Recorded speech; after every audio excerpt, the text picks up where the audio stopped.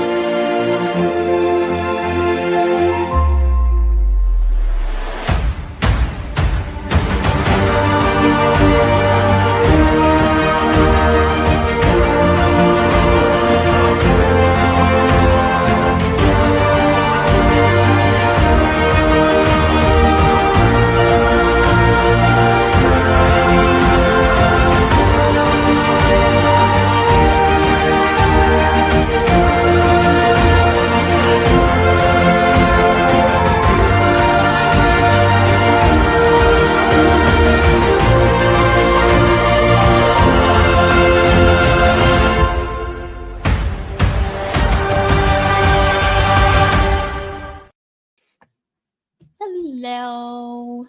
Merry Christmas. How's everybody doing? Hopefully you can hear me. I apologize if you can hear like a background noise that sounds somewhat like a vacuum. It is my distiller. We just got it set up. Like we've had it for a while, but we just got it set up. So it's going through its first distillation installment. Distiller, whatever. So that takes a while. I started it at like 10 this morning. Maybe it was more around noon, but I swear I might have just started putting it together. Whatever. So it takes a while. Yeah. So it's kind of background noise, but the carafe is almost filled up. So hopefully it won't last all night. Yeah.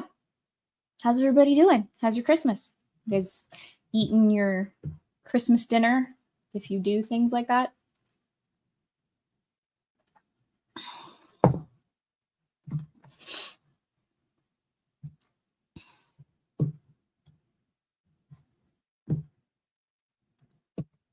What's up, Dom? Saying hi to the chat here. Merry Christmas. And yes, let's finish the book. What's up, JB, if you're still here? I know this came in about an hour before we started here. Mud Crab, hello. I really dislike your comment, but I'm glad you're here. I'll go to this comment. It's a little better.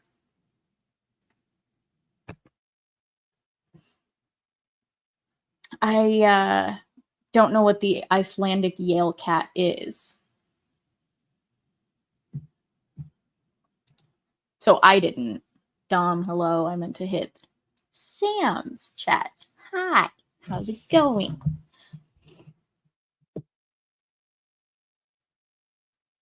I don't know if you consider this dressed up, but I have a hat on and like sparkly Christmas shirt. Oh, and I have like little knee stocking things. So I guess I'm dressed up. Whatever. Whatever.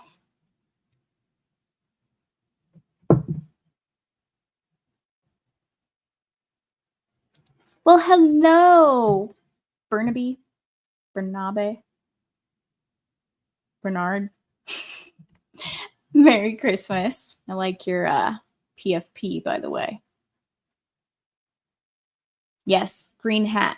I still technically have green hair up here, but the ends are purple. Don't even get me started. Like, I touched it up, and yeah, I touched it up with green on the tips, like my normal green that I use, and somehow it turned purple. So that's where we're at. It's not really Christmas hair, but at least I have the Christmas hat. Somewhat Christmas hair. We'll say it's New Year's-ish hair. Your average Patriot nerd, hello, hail. Merry Christmas, my friend. How's it going? You home for the holiday? Hey, Devil. I'm not Mrs. Claus, but thanks.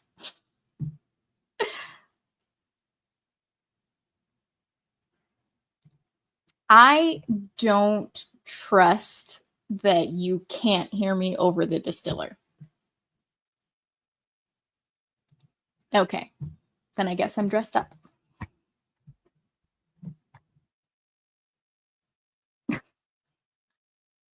And it's a very long hat, so it's pretty much an elf hat. So whatever, yeah.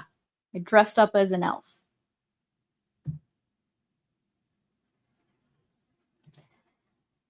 Giant cat that goes around in Iceland at Christmas and eats any children who are too naughty to get gifted new clothes. So it's like a cat Krampus kind of thing. It's totally a thing. Is it? Is it?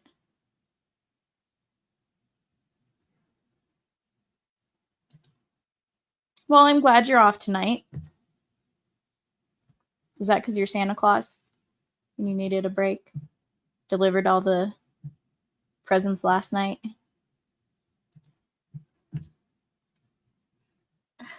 I am just drinking out of a mason jar tonight. Just have cold water. No special mug. Technically, my coffee this morning was in a Christmas mug. But I don't have tea tonight because I don't feel like it. This hat makes me really hot, and I've been slaving away in the kitchen over there all day. Had my sleeves rolled up and everything. It's been hot.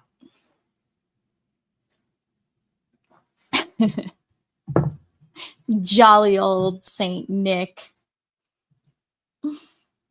I do have a Christmas mug, Dom. I feel as though that comment came in as I was saying it.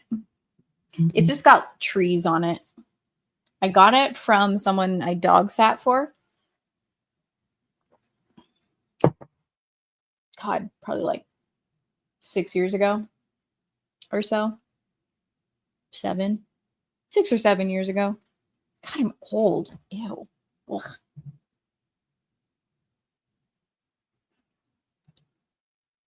Did you guys do anything special? I didn't see anyone in the comments saying anything about what they did for their...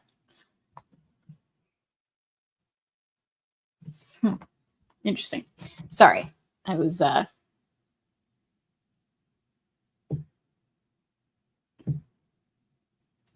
looking at my Gina Carano photo. It looked like it wasn't working.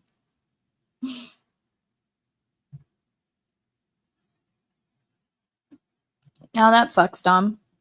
I am sorry to hear that about your computer, but at least you have your phone. Technology nowadays allows us multiple ways of listening in.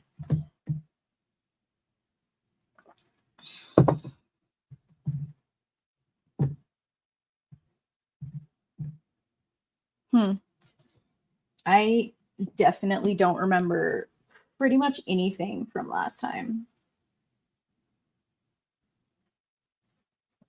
Clearly, I have no memory to speak of, as y'all know. We're probably going to get through these next 2 chapters, these last 2 chapters of the book, rather quickly. Potentially.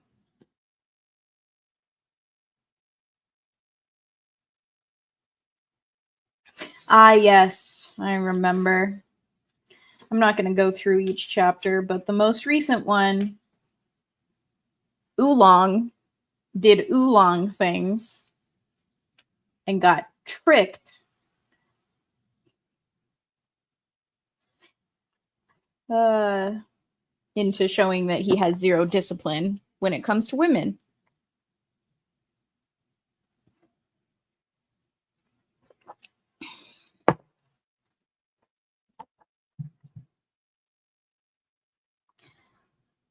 Hung out with family. I see, Dom. Nice. So the usual, as it would seem, as well as your average Patriot nerd did. Opened presents, ate, and played some video games. It sounds like a pretty decent day. I like your style, sir. This is a great recap. I like it. Handsome monkey sage equal to heaven. Whipped out his iron rod in the size of a rice bowl and then pulled out some of his chest hair. It's true. He's a manly man. He's got some girth to his iron rod. Wonder if he gives it a nickname. Let's see. 8 rules, fights fiercely. Oh, yeah. So they got another follower. They needed to cross that river.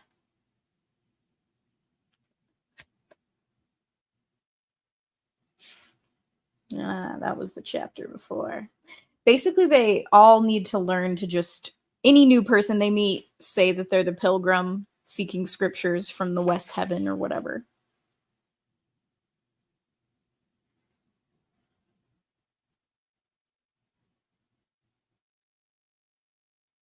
I don't remember chapter 21.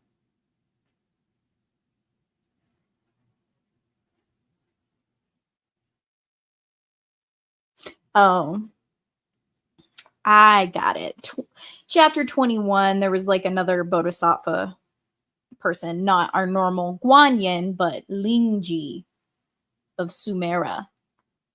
They basically enlisted his help because he had a special weapon that contains the wind demon.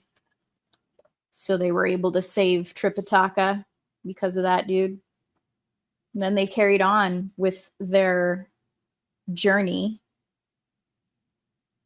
And then chapter 22, they get to the flowing sand river. And instead of just introducing themselves saying, hey, I'm this pilgrim that you may or may not be waiting for, they decide that they have to fight him, go through the rigmarole like 3 times, fighting and scaring it away.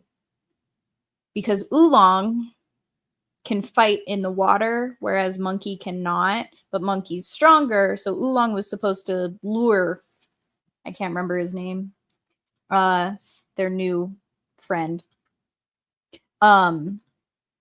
Wu Nang, I think his name is Wu Nang. But anyway, eventually, Oolong, tricks him to coming to the sand so Monkey can try and knock him out, because Tripitaka wanted to talk to him so they could try and get across the river because they can't do it on their own. That like 3 times it didn't work because Monkey has 0 patience. So he jumps the gun. And then eventually they learn, oh, this is another person who's waiting to follow us. And so Tripitaka gives him a name, which is Wu Nang. Sure.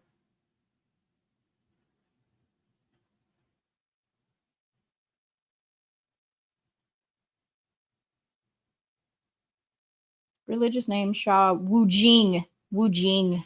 There it is. Oh, I guess Wu Nang is Oolong, isn't it?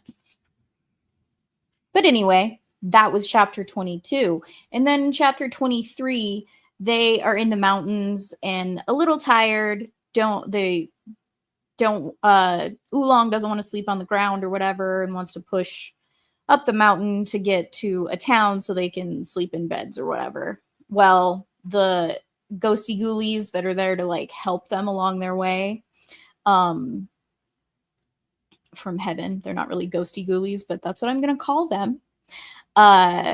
They basically trick them by saying it's an old woman with her 3 daughters there, and they have like 33,000 acres or something, but no man to take care of it. And so they want one of them to marry one of the daughters, so they can, carry on the family business, whatever. Have a man to toil the fields. And none of them can take wives because they're Buddhists. Yeah. Not Taoists, Buddhists. And so they all say no, except Oolong expresses interest. But they talk him out of it. And then he goes to pretend to graze the horse, but he actually goes back around to the back of the house to talk to the mom, to cut a deal and say that he'll take all of the girls as his wives if they so choose. And it was a whole thing. He has to go like blindfold himself to just pick one of the girls because the mom didn't want to give all of them to him. And he ends up not being able to grab any of them with the blindfold on and gets all tied up by ropes. And the next morning, they all realize, oh, we were tricked. And they had to go like save Oolong from himself. And that's basically the summary of everything. I don't know if y'all remember it or not, but I remembered. I didn't even need Dom to do a summary this time.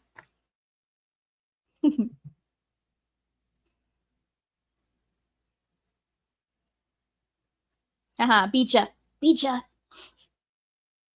Aw, hi James, how's it going? Welcome, Merry Christmas. Or Christmas, if you would like to call it as such.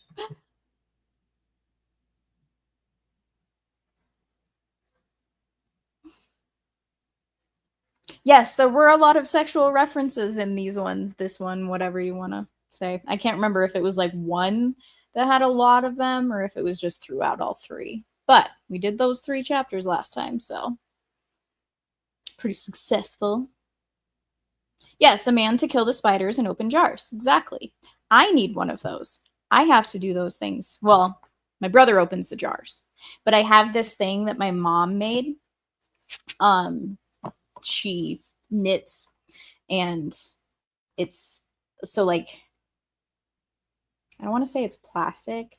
It's not really rubber. I don't know the exact material, but if you use it, it helps you get a better grip to open jars and things like that. So my mom, she takes thread around the edges of the squares. She gets them in squares and just knits a design around the edges.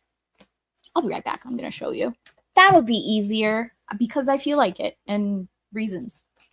Shush.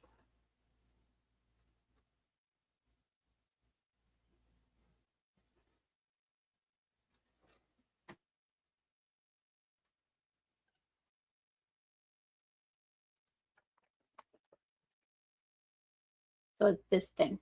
And of course she made it green because that's my favorite color. It's like lime green. Kind of looks yellowish on the camera, but like it's this rubbery type of material, and I'm able to open jars a lot easier. And if this doesn't work, that's when I use my brother. Because I do definitely need assistance. So, oh well. It's not your bad. I don't expect you to anytime. I just appreciate it anytime you do send me the summary. Oh no, you have the flu. I'm sorry, James. That's awful. I've got a friend that's in the hospital right now with gallbladder issues. It's not the best Christmas. Way to spend Christmas, I mean. Legatus, hello, you made it. Hi. Sure. I mean, it's my favorite color, so.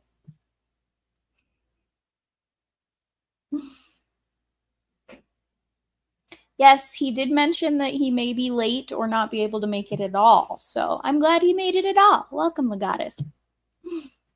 You just missed the summary. So if you go back, you can do that if you want. Listen to that. If you're staying. If you're with family, I totally understand. But I didn't feel like we needed to postpone for 2 weeks because I will not be here next week. And if anybody doesn't have family, they can come hang out with us. That's what I figured, if they so choose.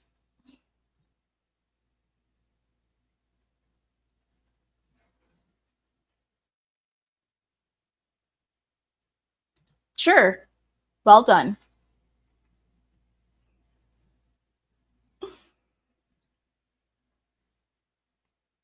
All right. So StreamYard has changed some of its layout, like called things different things. So I've got to remember where to go for my chapters because I'm about to jump into it. We only got 2 left, so we can get this show on the road.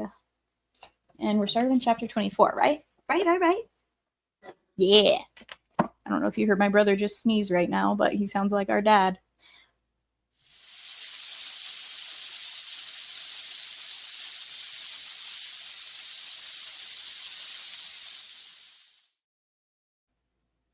Chapter 24. At Long Life Mountain, the great immortal detains his old friend. At Five Villages Abbey, Pilgrim steals the ginseng fruit. Oh, Pilgrim. Or Monkey. Or Great Sage. Or whatever. We shall tell you about the 3 of them who, on entering the forest, found Idiot tied to a tree. Oh, yes. And as usual, if they say 8 rules, I'm going to read it as Oolong, because that's his name. 8 rules is stupid. Carrying on. He was screaming continuously because of the unbearable pain. Pilgrim approached and said to him, laughing, "Dear son-in-law, it's getting rather late and you still haven't got around to performing the proper ceremony of thanking your parents or announcing your marriage to master. You are still having a grand old time playing games here. Hey, where's your mama? Where's your wife? What a dear son-in-law, all bound and beaten." When Idiot heard such ridicule, he was so mortified that he clenched his teeth to try to endure the pain without making any more noise. Shaw Monk, however, could not bear to look at him. He put down the luggage and went forward to untie the ropes.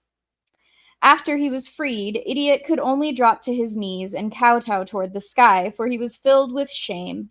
For him, we have as a testimony this lyric to the tune of Moon Over West River.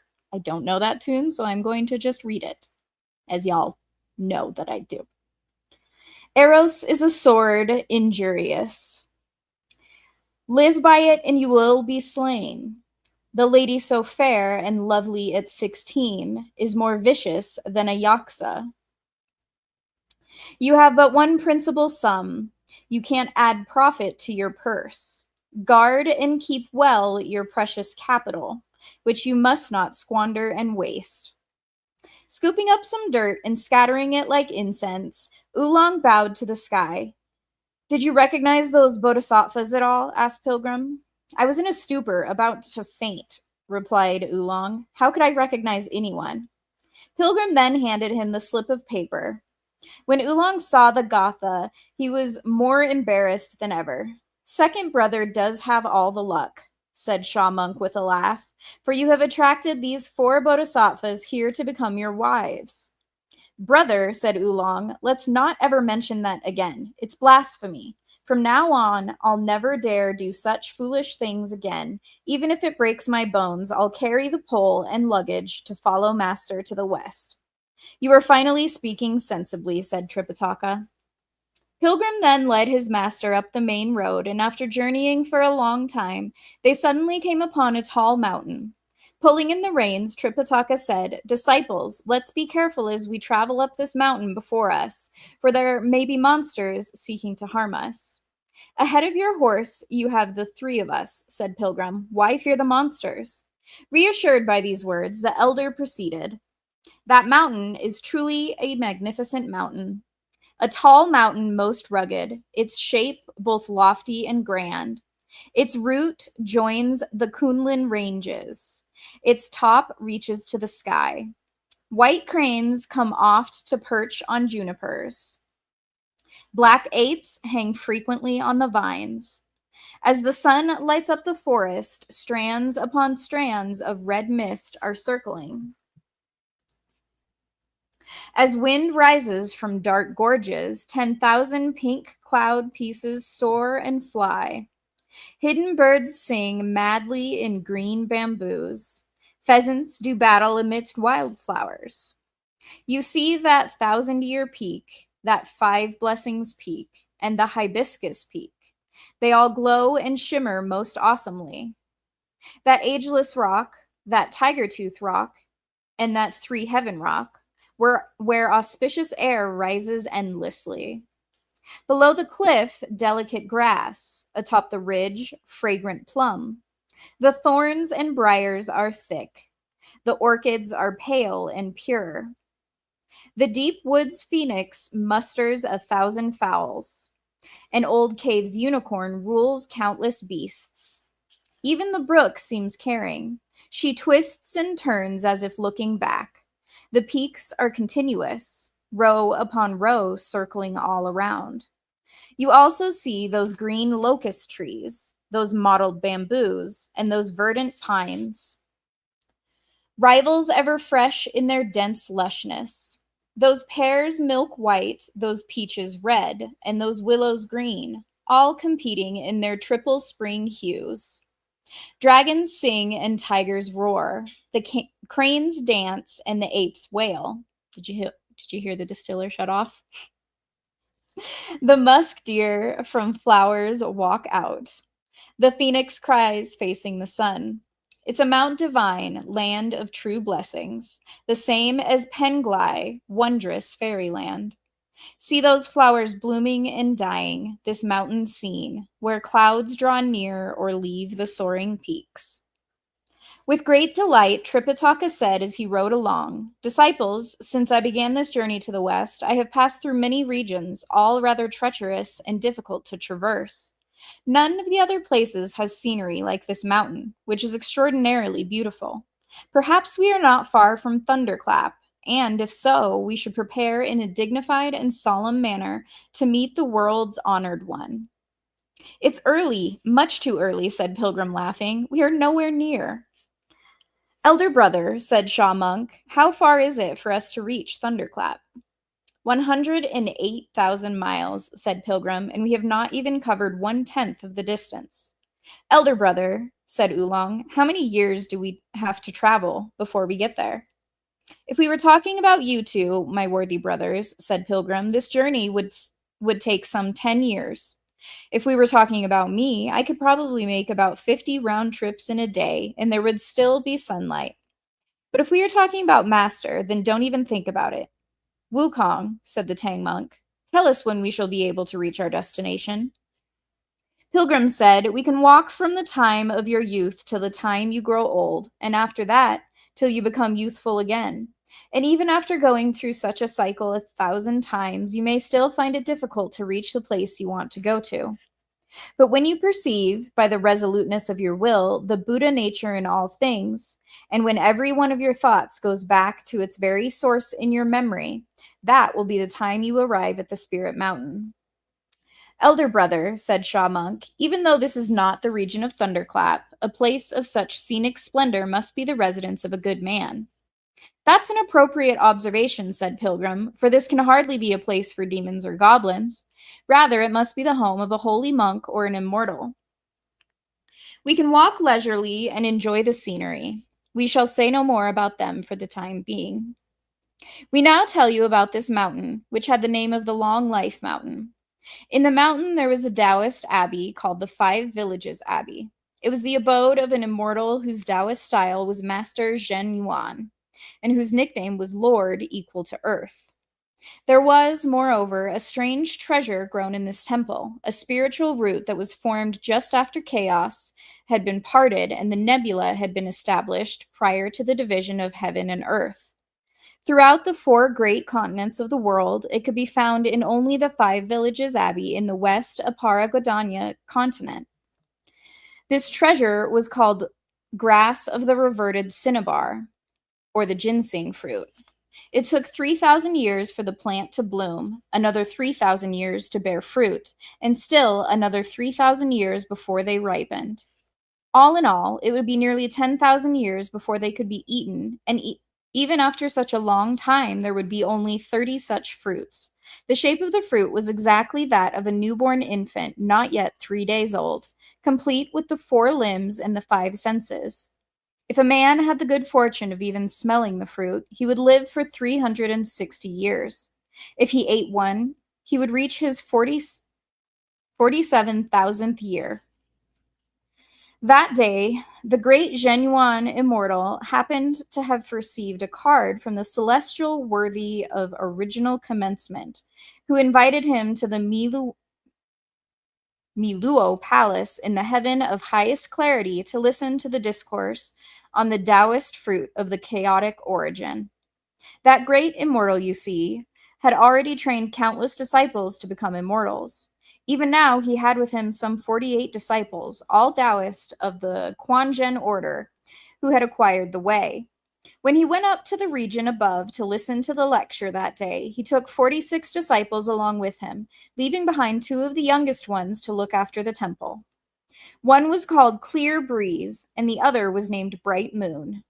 Clear Breeze was only 1,220 years old, while Bright Moon had just passed his 1,200th birthday.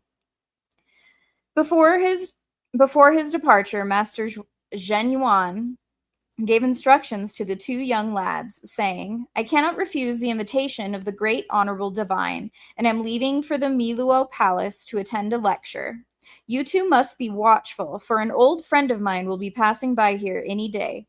Don't fail to treat him kindly. You may, in fact, strike down from the tree 2 of the ginseng fruits for him to eat as a token of our past friendship. Who is this friend of yours, master? Asked one of the lads. Tell us, so that we may take good care of him. He is a holy monk serving the great Tang emperor in the land of the east, said the great immortal, and his religious name is Tripitaka. He is now on his way to the western heaven to acquire scriptures from Buddha. According to Confucius, said one of the lads, laughing, one does not take counsel with those who follow a different way. We belong to the mysterious fold of the great monad. Why should we associate with a Buddhist monk? You should know, said the great immortal, that monk happens to be the incarnate gold cicada, the second disciple of Tathagata, the aged sage of the West.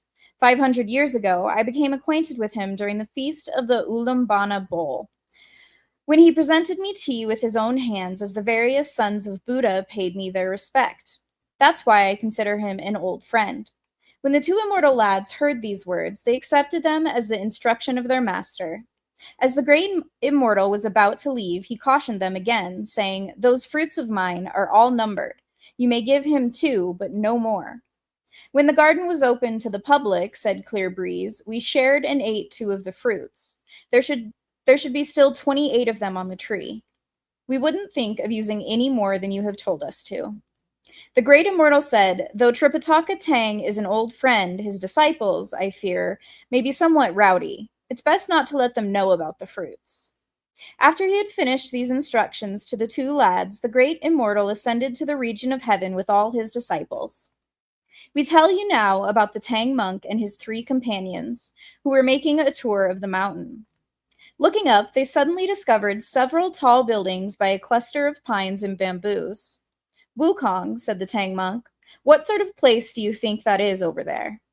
After taking a look at it, Pilgrim said, It's either a Taoist abbey or a Buddhist monastery. Let's move along, and we'll find out more about it when we get there.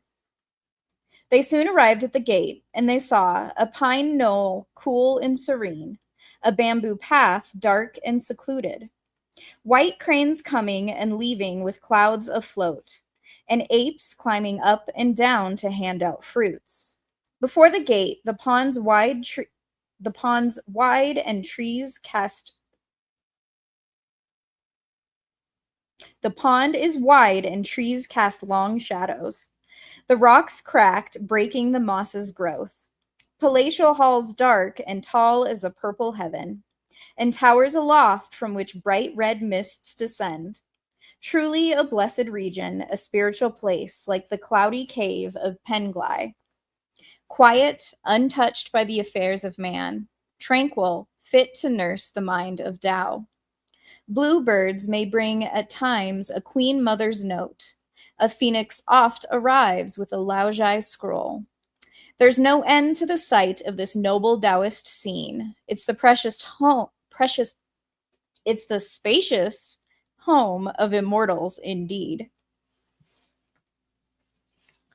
As the Tang monk dismounted, he saw on the left a huge stone tablet on which the following inscription was written in large letters: "The blessed land of the Long Life Mountain, the cave heaven of the 5 villages abbey." "Disciples," said the elder, "it's indeed a Taoist abbey." "Master," said Shaw monk, "with such splendid scenery, there must be a good man living in this temple. Let us go in and take a look. When we return to the east after completing our merits, this may be the best place for another visit of its own marvelous scenery." Because of its own marvelous scenery. "Well spoken," said Pilgrim, and they all went inside. On both sides of the second gate, they saw this New Year couplet: "Long living and ever young, this immortal house, of the same age as heaven, this Taoist home."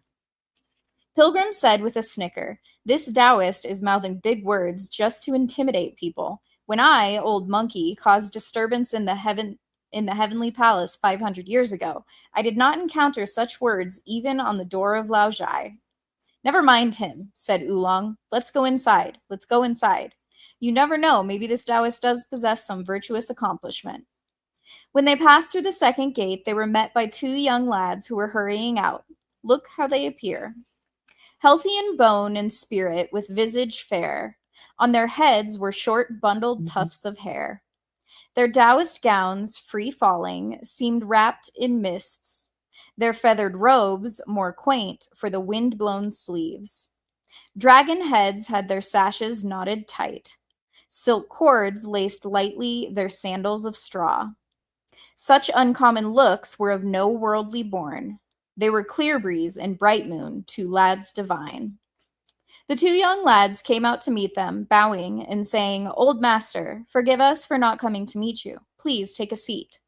Delighted, the elder followed the 2 lads to the main hall to look around. There were altogether 5 huge chambers facing south, separated by floor-length windows that had carved panes and were translucent at the top and solid at the bottom. Pushing open one of these, the 2 immortal lads invited the Tang monk into the central chamber, with a panel hanging on the middle wall on which 2 large characters, heaven, earth, were embroidered in 5 colors. Beneath the panel was a cinnabar red lacquered incense table on which there was an urn of yellow gold. Conveniently placed beside the urn was several sticks of incense.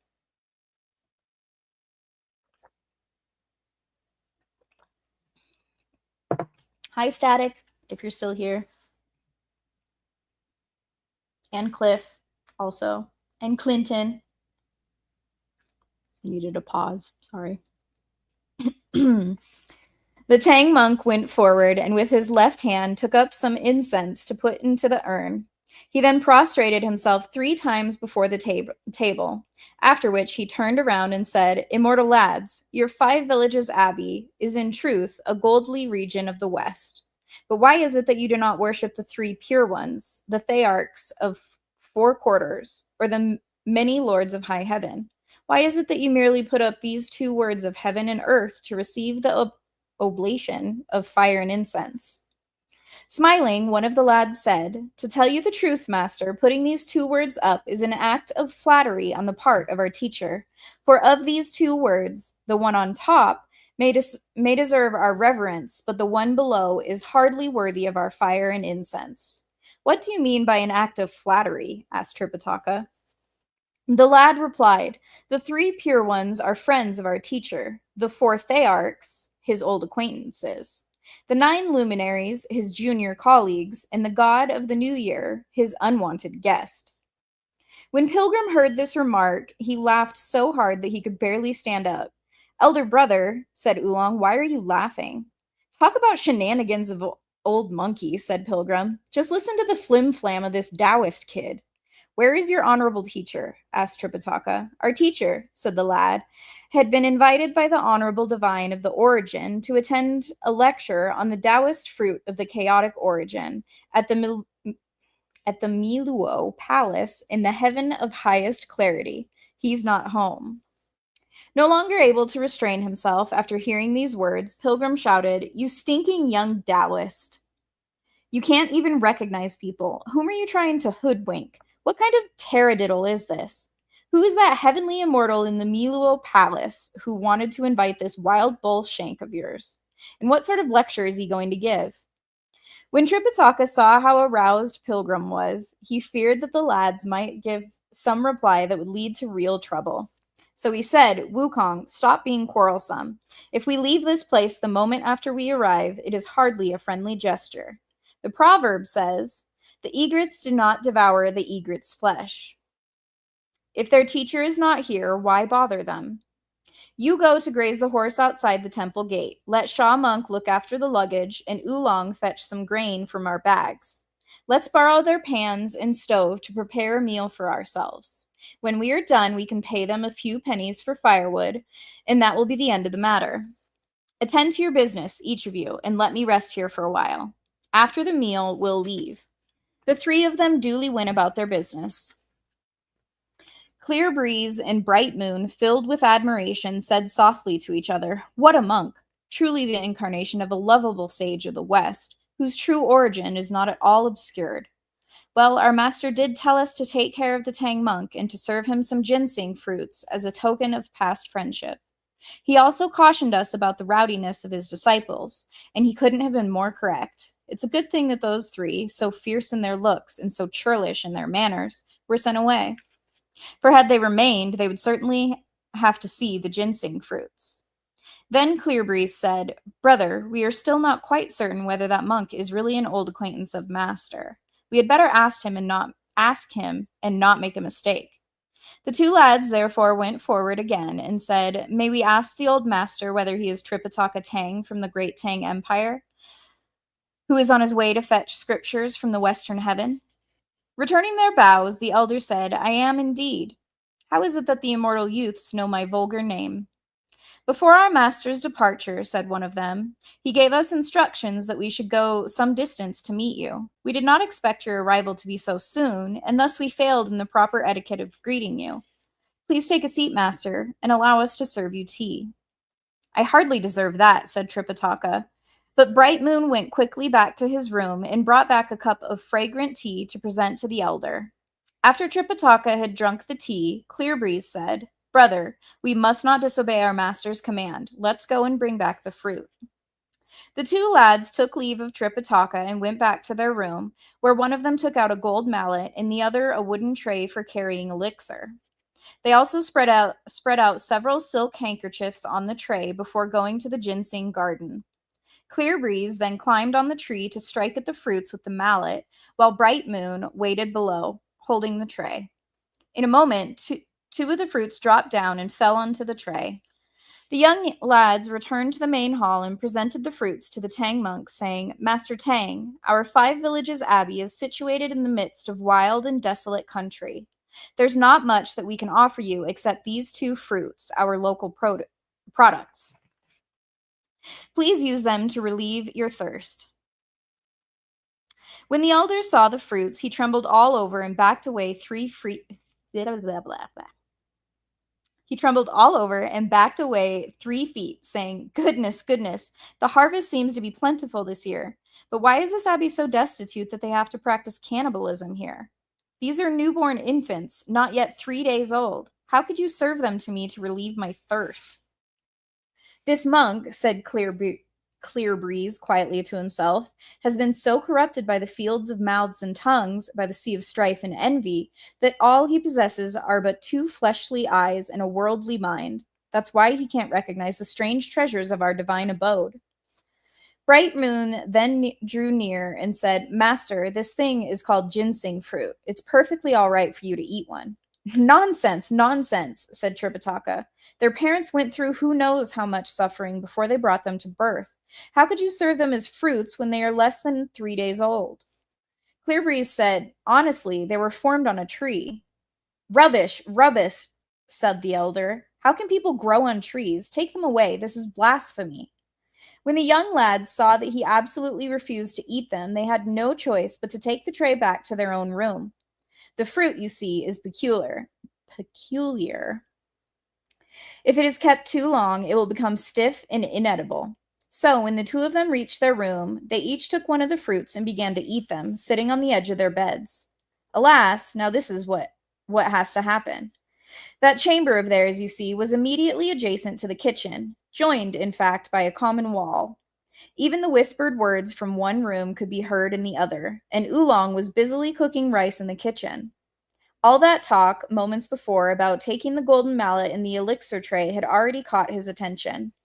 Then, when he heard how the Tang monk could not recognize ginseng fruits that were served him, and how they had to be eaten by the young lads in their own room, he could not stop his mouth watering and said to himself, How can I try one myself? Since he himself was reluctant to do anything, he decided to wait for Pilgrim's arrival so that they could plan something together. Completely distracted by now from tending the fire in the stove, he kept sticking his head out of the door to watch for Pilgrim. In a little while, he saw Pilgrim arrive, leading the horse. Having tied the horse to a locust tree, Pilgrim started to walk toward the rear when Idiot moved to him madly with his hands, waved to him madly with his hands, crying, Come this way, come this way. Pilgrim turned around and went to the door of the kitchen, saying, Idiot, why are you yelling? Not enough rice, perhaps? Let the old monk have his fill first, and we can beg more rice from some big household along our way.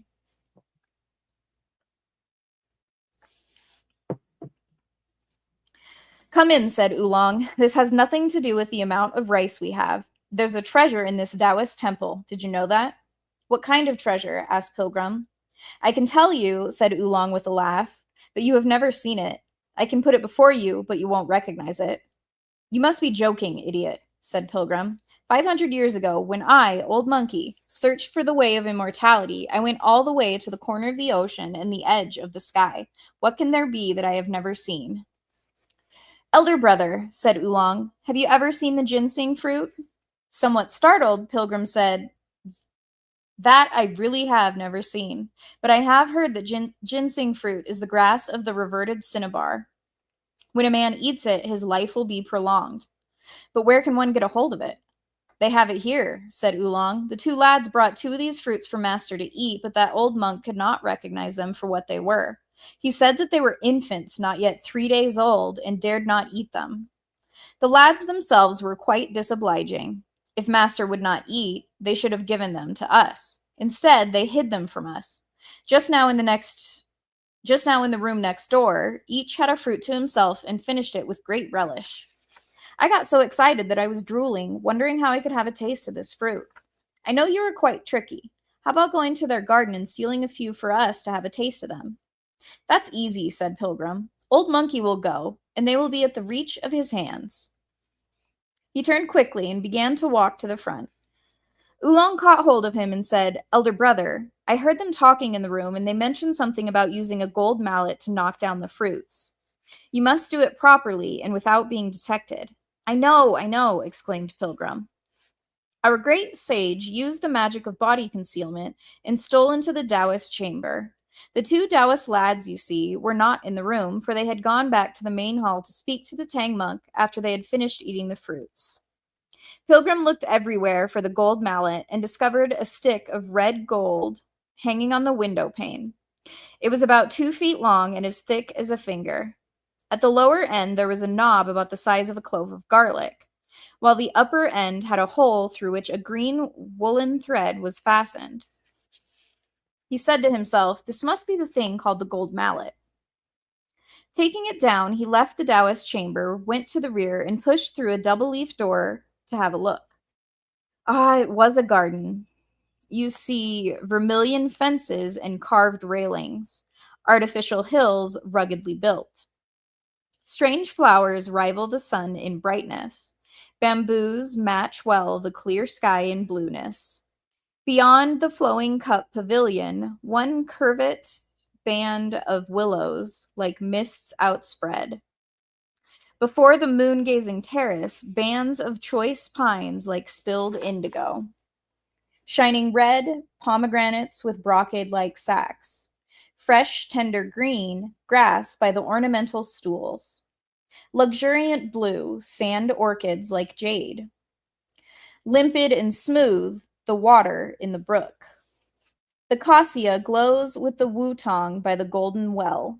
The locust trees stand near the red fences and marble steps. Some red and some white, peaches with 1,000 leaves. Some fragrant and some yellow, chrysanthemums of late fall. The rush flower supports complement the peony pavilion. The hibiscus terrace connects the peony plot. There are countless princely bamboos that mock the frost, and noble pines that defy the snow. There are, moreover, crane hamlets and deer homes, the square pool and the round pond. The stream spills chips of jade, the ground sprouts mounds of gold. The winter wind cracks and whitens the plum blossoms. A touch of spring breaks open the begonias red. Truly, it may be called the best fairyland on earth, the finest floral sight of the West. Pilgrim could not take his eyes off this marvelous place. He came upon another door that he pushed open and found inside a vegetable garden, planted with the herbs of all 4 seasons: spinach, celery, mare's tail, beet, ginger, and seaweed, bamboo shoot, melon, squash, and watercress, chive, garlic, coriander, leek, and scallion, hollow water lotus, young celery, and bitter sue, the gourd and the eggplant that must be trimmed, green turnip, white turnip, and taro deep in the earth, red spinach, green cabbage, and purple mustard plant. Pilgrim smiled to himself and said, "So he's a Taoist who eats his homegrown food." He walked past the vegetable garden and found another door, which he pushed open also. Ah, there was a huge tree right in the middle of the garden with long, healthy branches and luxuriant green leaves that somewhat resembled those of the plantain. Soaring straight up, the tree was over 1,000 feet tall, and its base must have been measured 60 or 70 feet around. Leaning on the tree, Pilgrim looked up and found one ginseng fruit sticking out on one of the branches pointing southward. It certainly had the appearance of an infant with a tail-like peduncle? No idea what that word is. An infant with a tail-like peduncle. Look at it dangling from the end of the branch, with limbs moving wildly and head bobbing madly. It seemed to make sounds as it swung in the breeze. Filled with admiration and delight, Pilgrim said to himself, "What a marvelous thing! It's rarely seen. It's rarely seen." With a swish, he vaulted up the tree. The monkey, you see, was an expert in climbing trees and stealing fruits. He took the gold mallet and struck lightly at the fruit, which dropped at once from the branch.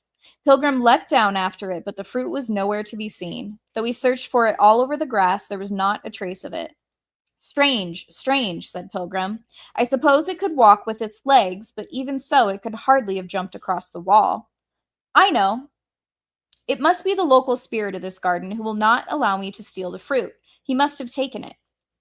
Making the magic sign and reciting a spell that began with the letter Om, he summoned the local spirit of the garden, who came bowing to Pilgrim and said, "Great sage, what sort of instructions do you have for this humble deity?"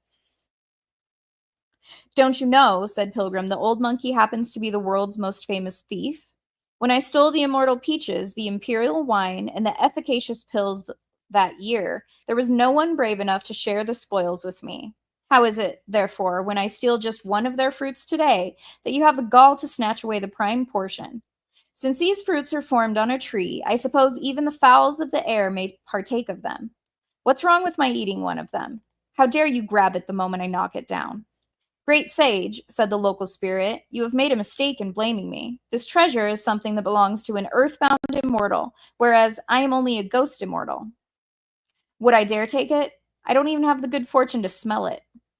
If you hadn't snatched it, said Pilgrim, why did it disappear the moment it fell? You may know only about its power to prolong life, great sage, said the local spirit, but you don't know its background. What do you mean by background, said Pilgrim. This treasure, said the local spirit, will bloom only once in 3,000 years. It will bear fruit after another 3,000 years, and the fruit won't ripen for yet another 3,000 years. All in all, one must wait for almost 10,000 years before there are 30 of these fruits. A person lucky enough to smell it once will live for 360 years. If he eats one, he will live for 47,000 years. However, the fruit is resistant to the 5 phases. What do you mean by resistant to the 5 phases? Asked Pilgrim. The local spirit replied, this fruit will fall when it encounters gold. It will wither when it encounters wood. It will melt when it encounters water. It will dry up if it encounters fire, and it will be assimilated if it encounters earth. That is why one has to use an instrument of gold to knock it down, but when it falls, it has to be held by a tray cushioned with silk handkerchiefs. The moment it touches wood, it will wither and will not prolong life even if it's eaten. When it is eaten, it should be held in a porcelain container and should be dissolved with water. Again, fire will dry it up and it will be useless. Finally, what is meant by its assimilation into earth may be illustrated by what happened just now, for when you knocked it down, it at once crawled into the ground.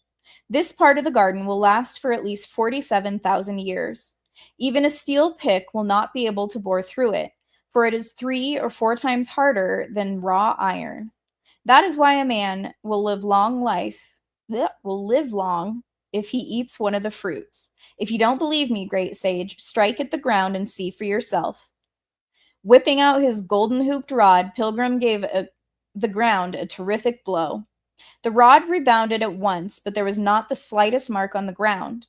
Indeed, said Pilgrim. This rod of mine can turn a boulder into powder. It will leave its mark even on raw iron. How is it that there's not even a scratch on the ground?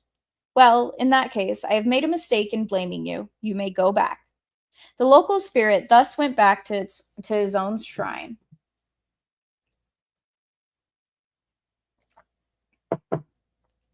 The great sage, however, had his own plan.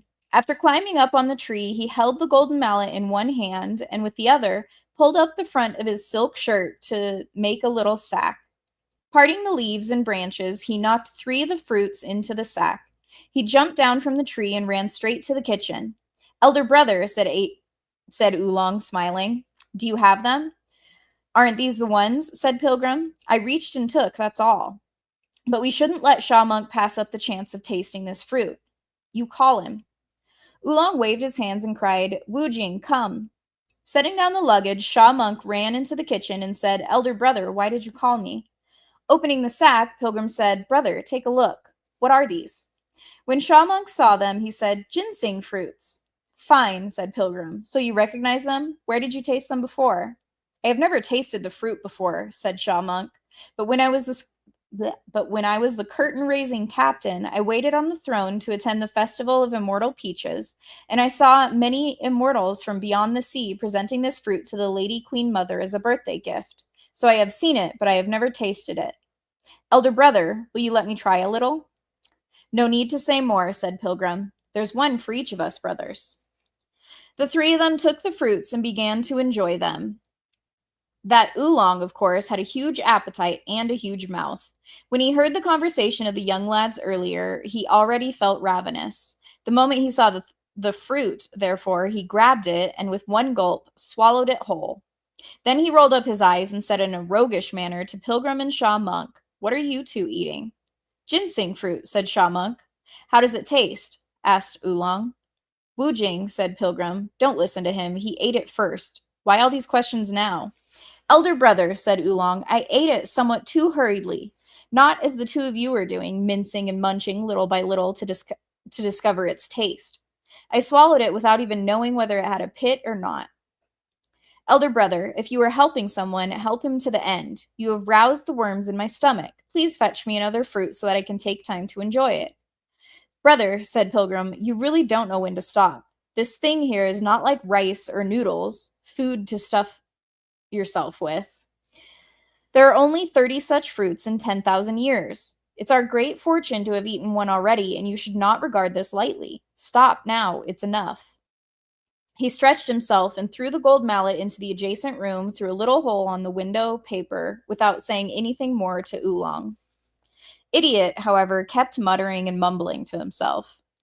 When the two Taoist lads unexpectedly came back to the room to fetch some tea for the Tang monk, they heard Oolong complaining about not enjoying my ginseng fruit and saying that it would be much better if he could have a taste of another one. Hearing this, Clearbreeze grew suspicious and said, Bright Moon, listen to that monk with the long snout. He said he wanted to eat another ginseng fruit. Before our master's departure, he told us to be weary of their mischief. Hi, Colson. Could it be that they have stolen our treasures? Turning around, Bright Moon said, Elder brother, it looks bad, very bad. Why has the golden mallet fallen to the ground? Let's go into the garden to take a look. They ran hastily to the back and found the door to the flower garden open. I closed this door myself, said Clearbreeze. Why is it open? They ran past the flower garden and saw that the door to the vegetable garden was also open. They dashed into the ginseng garden. Running up to the tree, they started to count, staring upward. Back and forth they counted, but they could find only 22 of the fruits. You know how to do accounting? Asked Bright Moon. I do, said Clearbreeze. Give me the figures. There were originally 30 fruits, said Bright Moon. When Master opened the garden to the public, he divided 2 of them for all of us, so that 28 fruits were left. Just now, we knocked down 2 more for the Tang monk, leaving 26 behind. Mm-hmm. Now, we have only 22 left. Doesn't that mean that 4 are missing? No need for further explanation. They must have been stolen by that bunch of rogues. Let's go and chide the Tang monk. The 2 of them went out of the garden gate and came directly back to the main hall. Pointing their fingers at the Tang monk, they berated him with all kinds of foul and abusive language, accusing him of being a larcenous baldhead and a thievish rat. They went on like this for a long time until finally the Tang monk could not endure it any longer. Divine lads, he said, why are you making all this fuss? Be quiet a moment. If you have something to say it slowly, but don't use such nonsensical language. Are you deaf? Asked Clearbreeze. Am I speaking in a barbarian tongue that you can't understand? You stole and ate our ginseng fruits. Do you now forbid me to say so? What is a ginseng fruit like? Asked the Tang monk. Like an infant, said Bright Moon, as you said when we brought 2 of them for you to eat just now. Amitabha Buddha, exclaimed the Tang monk. I only had to take one look at that thing and I trembled all over. You think I would dare steal one and eat it? Even if I had a case of bulimia, I would not dare indulge in such thievery. Don't blame the wrong person. You might not have eaten them, said Clearbreeze, but your followers wanted to steal them and eat them. Perhaps you are right, said Tripitaka, but there's no need for you to shout. Let me ask them. If they have stolen them, I will ask them to repay you. Repay, said Bright Moon. You couldn't buy these fruits even if you had the money.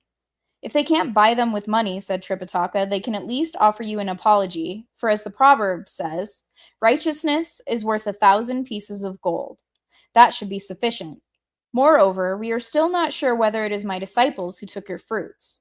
What do you mean, not sure? Said Bright Moon. They were arguing among themselves, saying something about the portions not being equally divided. Disciples, cried Tripitaka, come, all of you.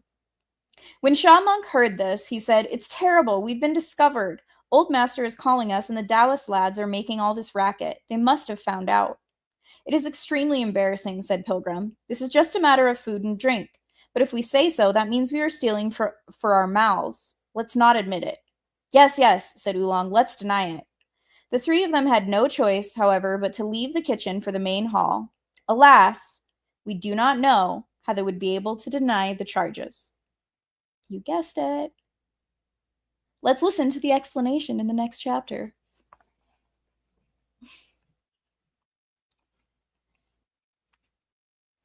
just with the title of the chapter, I knew that Monkey was going to get into trouble because that's what he do. How are you guys liking the story so far? Oh, did I miss Hail the Lore? Okay, gotta scroll up. Sorry, guys. I'll do better next time.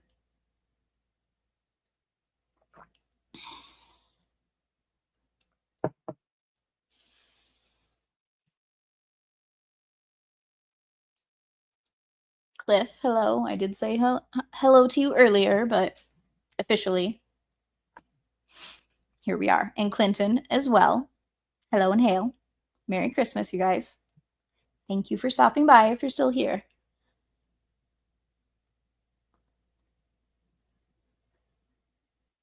There's Static. Hi. If you're still here, Merry Christmas. I know I've said that to you like 3 times already now, though. You think Ryan would like to eat one of those fruits? Because I don't want to look for 3 inches.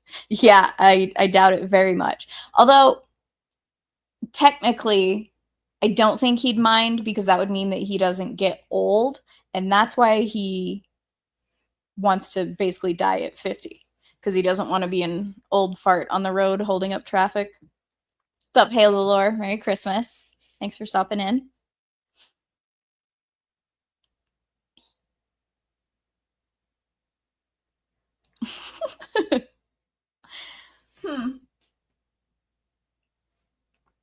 I guess it is blocked by the Christmas broom. I don't really know what to call that. All my Christmas decorations are from my mom. Like, they're the ones that we grew up with, basically. When they sold the house I grew up in, my dad wanted her to get rid of some of their Christmas stuff, so she gave it to us kids. And so all my decorations are from her. Not the plushies, though. I bought those.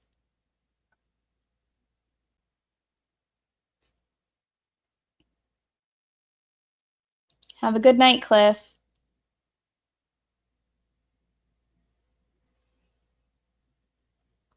And thank you for listening while playing Game Static, it would seem. Well, thanks. Such high praise, saying that I read better than Beardo.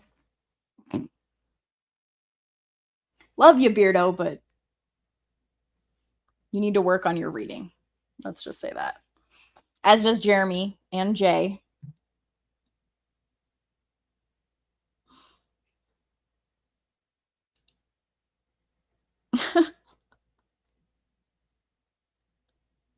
Thank you, James. That does make up for it. And then Mud Crab.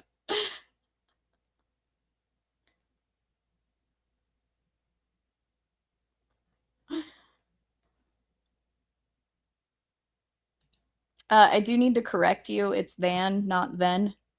THAN. Dom. Oh God, Beardo's like one of those teacher simp kids on the first day of school. Becomes the teacher's fave because the teacher hasn't learned the other names yet. Then he picks up on all the other kids in class. Picks on all the other kids. Yeah, I could see it. Actually, not that smart, but gets away with bullying others because the teacher likes him. I have no words. Okay, so I don't know if y'all were thinking this when I was reading it, but to me, it seems like the Taoists with their ginseng fruit are getting immortality from the blood of children. Those are just my thoughts because it was weirdly similar. Like it's a metaphor. Kel, hi, welcome, my friend. Merry Christmas. And again, thank you. Kel was awesome and gifted me Stray in Steam, so I get to play as a stray kitty cat. All for Sam and Mud Crab.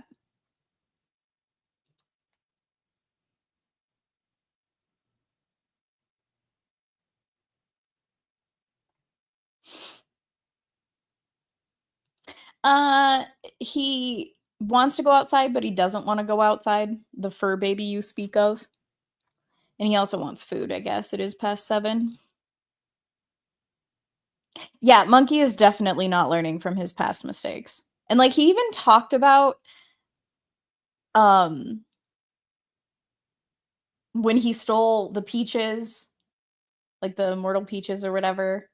Like you would think that, oh yeah, I probably shouldn't keep doing that.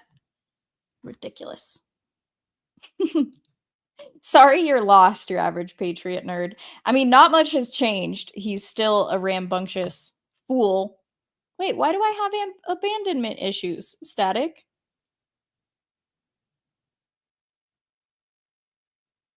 I'm confused. Did I miss something?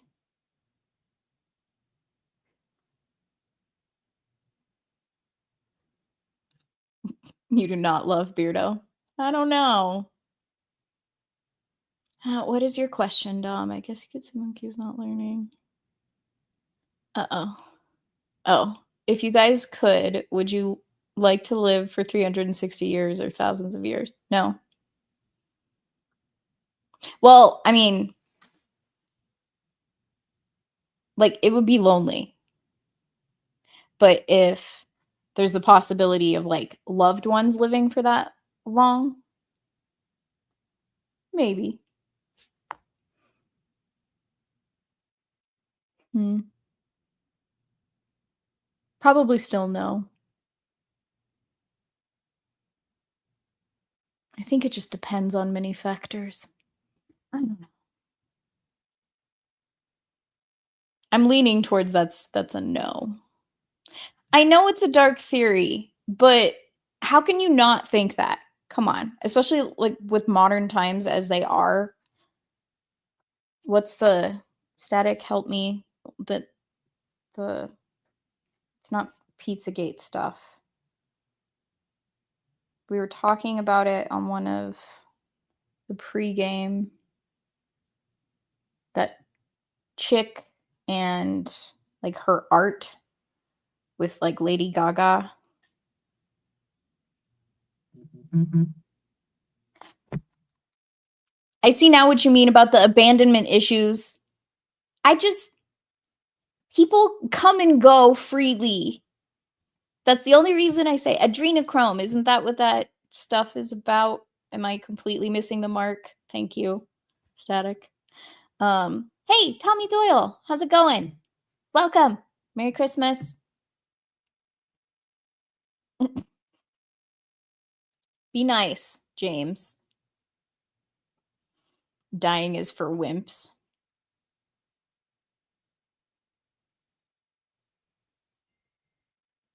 Spirit cooking, yeah.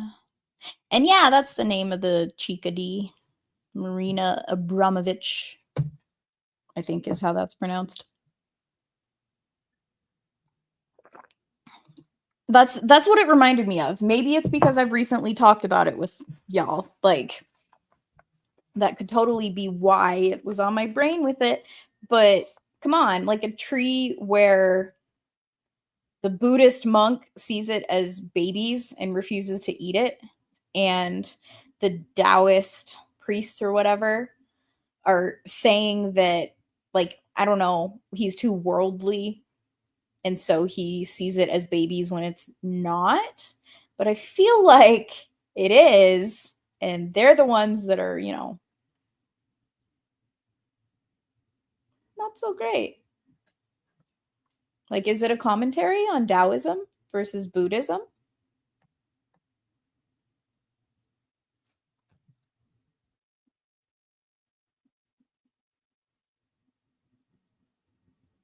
So I was not talking about Dark Souls. That's a video game, right?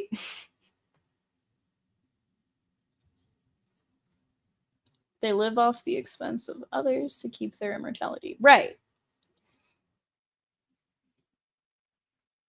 Okay, I will be right back. I'm going to feed the cat.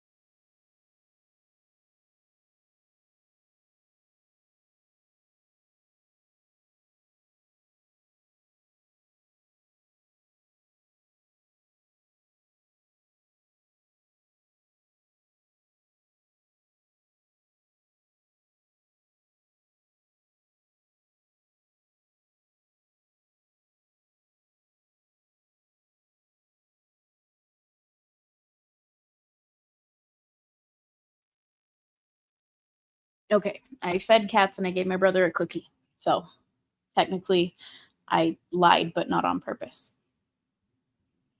Oh, I figured, James. I was teasingly saying be nice.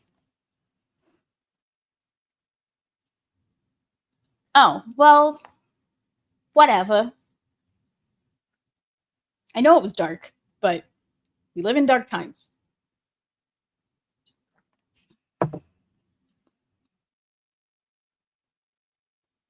My prediction for the last chapter is they're not done with their journey because this is volume 1 of 4 volumes. So, sorry, I forgot to click it. I read it, but I'll definitely do that from all of you specifically because everyone in my chat loves cats, right? If Dermy hadn't watched Polar Express, none of this would have happened. I don't know about that. It wasn't an oatmeal raisin cookie. It's I can't remember what it's called. It's a keto peppermint marble cookie. I don't know. I found a recipe. I made it. I probably could have put a little bit more coconut sugar in it. C'est la vie. All right. I am very nearsighted. That's why I took these off. The words are perfectly fine when I read with my glasses on, but I don't need them. So it's a nuisance on my face, and that's why I don't read wearing them because I don't need them. So I only need them for long distance stuff. That's why you guys probably aren't all that used to seeing me with glasses on because I don't need them. The distance between my monitors and me here. So there's that. If anyone was wondering or even noticed. But let's finish the book.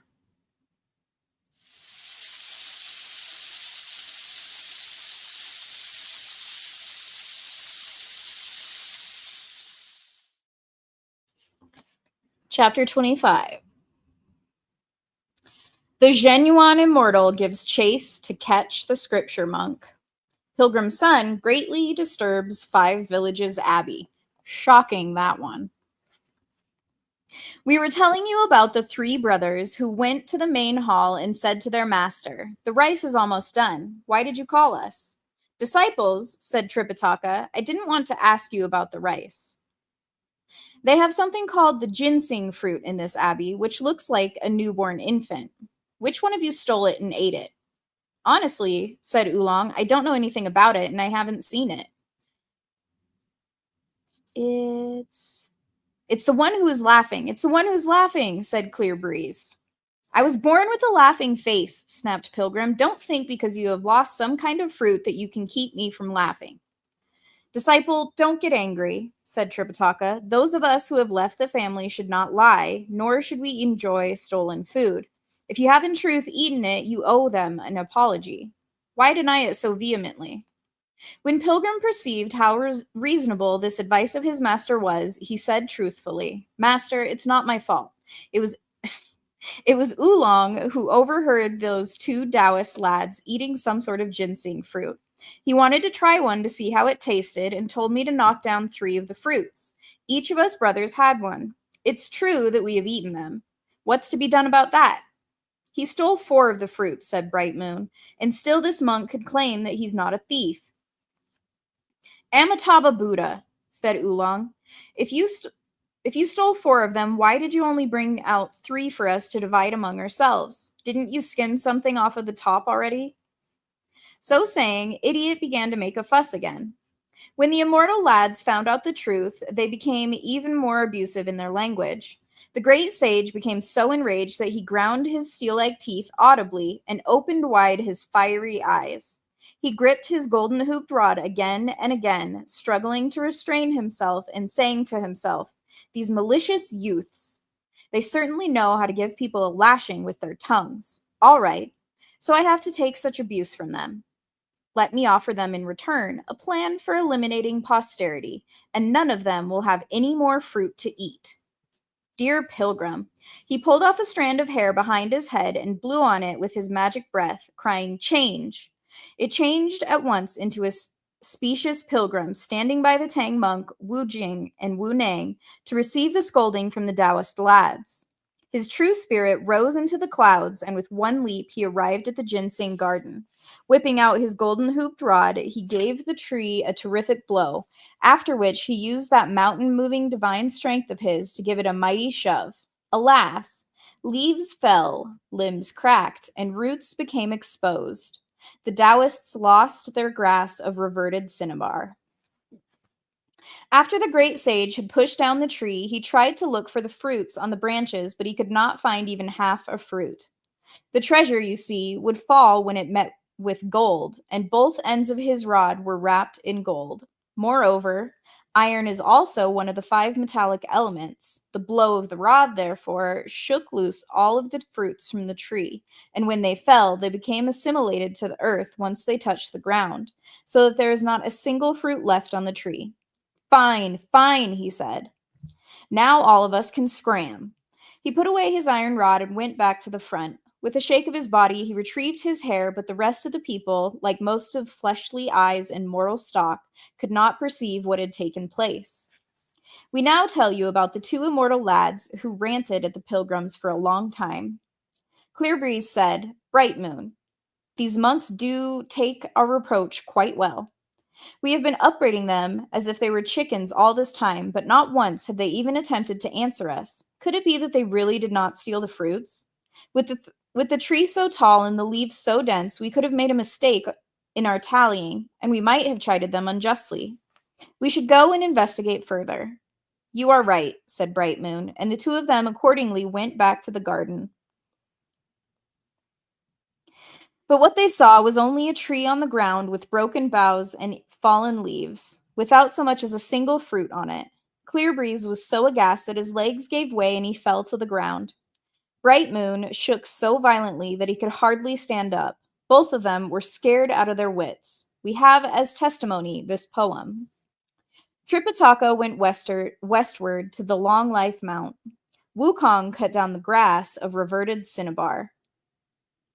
Boughs broken and leaves fallen, the divine root exposed. Clearbreeze and Bright Moon were horrified. The 2 of them lay on the ground, hardly able to speak coherently. They could only blurt out, "What shall we do? What shall we do? The magic root of our 5 villages' abbey is severed. The seed of this divine house of ours is cut off. When our master returns, what shall we tell him?" Then Bright Moon said, "Elder brother, stop hollering. Let's pull ourselves together and not alarm those monks. There's no one else here. It has to be that fellow with a hairy face and a thunder god beak who used magic unseen to ruin our treasure. If we try to talk to him, he will probably deny it, and further argument may well lead to actual combat. In the event of a fight, how do you suppose the 2 of us could stand up to the 4 of them? It would be better if we deceived them now by saying that the fruits were not missing, and that since we made a mistake in our counting, we were offering them our own apology. Their rice is almost cooked. When they eat, we shall even present them with a few side dishes. When each of them is holding a bowl, you stand on the left of the door and I'll stand on the right, and we'll slam the door shut together. We'll lock it and all the other doors of this abbey too, so that they will not be able to escape. We can then wait for Master to return and let him do with them what he wills. Since the Tang monk is an old acquaintance of Master, he might decide to forgive them, and that would be his act of kindness. Should he decide not to, however, we have at least managed to catch the thieves, for which we ourselves might be forgiven." When he heard these words, Clearbreeze said, "You are right, you're right." The 2 of them forced themselves to look cheerful as they walked back to the main hall from the rear garden. Bowing to the Tang monk, they said, "Master, our coarse and vulgar language just now must have offended you. Please pardon us." "What are you saying?" asked Tripitaka. "The fruits were not missing," said Clearbreeze, "but we couldn't see them clearly because of the dense foliage. We went back again to have a second look, and we found the original number. Hearing this, Oolong chimed in at once. You lads, you are young and impulsive, quick to condemn before you even know the truth of the matter. You throw out your castigations at random, and you have accused us unjustly. It's blasphemy. Pilgrim, however, understood what was going on. Though he did not say anything, he thought to himself, it's a lie. It's a lie. The fruits were done with. Why do they say such things? Could it be that they have the magic of revivification? Meanwhile, Tripitaka said to his disciples, in that case, bring us some rice. We'll eat and leave. Oolong went at once to fetch the rice, while Shaw Monk set the table and chairs. The two lads brought out 7 or 8 side dishes, including pickles, pickled eggplants, radishes in wine sauce, string beans in vinegar, salted lotus roots, and blanched mustard plants for master and disciples to eat with their rice. They also took out a pot of fine tea in 2 mugs and stood on either side of the table to wait on them. As soon as the 4 of them had taken up their bowls, however, the lads, one on each side, took hold of the door and slammed it tightly shut. They then bolted it with a double shackle brass lock. You lads made a mistake, said Oolong with a laugh. Or else your custom here is rather strange. Why do you shut the door before you eat? Indeed, said Bright Moon, for good or ill, we will not open the door until after we have eaten. Then Clear Breeze lashed out at them, saying, you bulimic and gluttonous bald thieves, you stole and ate our divine fruits, and you were thus already guilty of eating the produce of someone's garden without permission. Now you have even knocked over our divine tree and destroyed this immortal root of our okay, it's a typo. Thought I was crazy. Now you have even knocked over our divine tree and destroyed this immortal root of our 5 villages abbey, and you still dare to speak to us defiantly? If you think you can reach the western heaven to behold the face of Buddha, you will have to ride the wheel of transmigration and do it in the next incarnation. When Tripitaka heard these words, he threw down his rice bowl and sat there weighed down as if by a huge boulder on his heart. The lads then went to lock both the front gate and the second gate before returning to the main hall to revive them once more with the most abusive language. Revile them. Apologies. Calling them thieves again and again, the 2 lads assailed them until it was late, when they then left to eat. After the meal, the lads went back to their own rooms. The Tang monk began to complain at Pilgrim, saying, you mischievous ape, every time it's you who caused trouble. If you stole and ate their fruits, you should have been more forbearing to their reproach. Why did you have to knock down even their tree? If you were brought into court, even if your old man were the judge, you would not be able to defend yourself when you behave like that.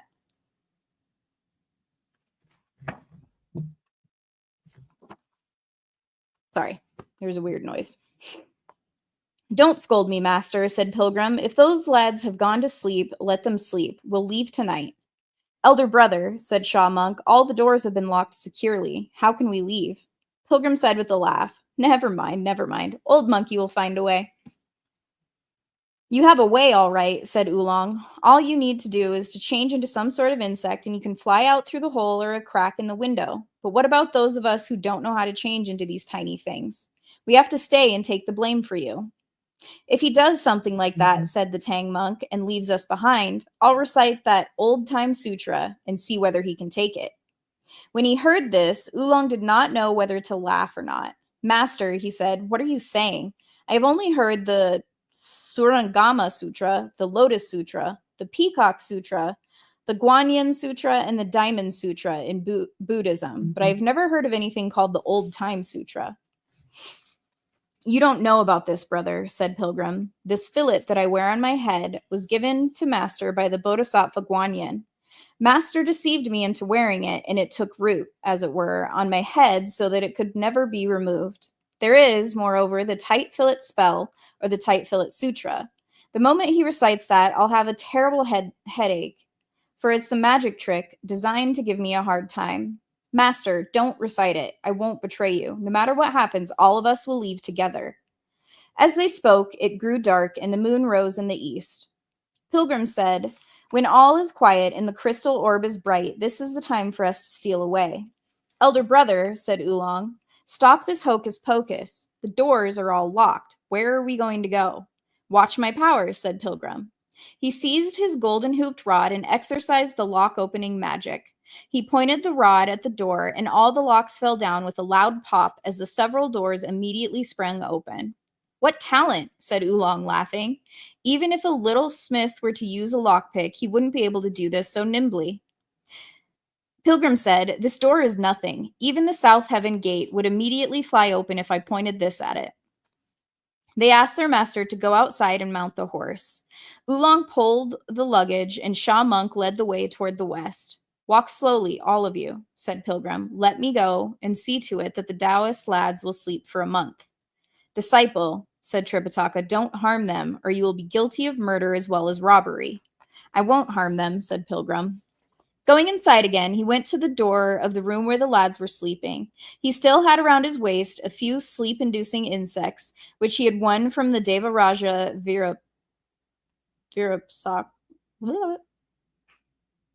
Virapaksa. Sorry, I don't remember that name. When they had played a game of guess fingers at the East Heaven Gate. Taking out 2 of these insects, he filliped them through a hole in the window. I'm pretty sure that's supposed to say flipped, not filliped. They headed straight for the faces of the lads, who fell at once into a sleep so deep that it seemed nothing could arouse them. Then Pilgrim turned around and caught up with the Tang monk, and all of them fled, following the main road to the west.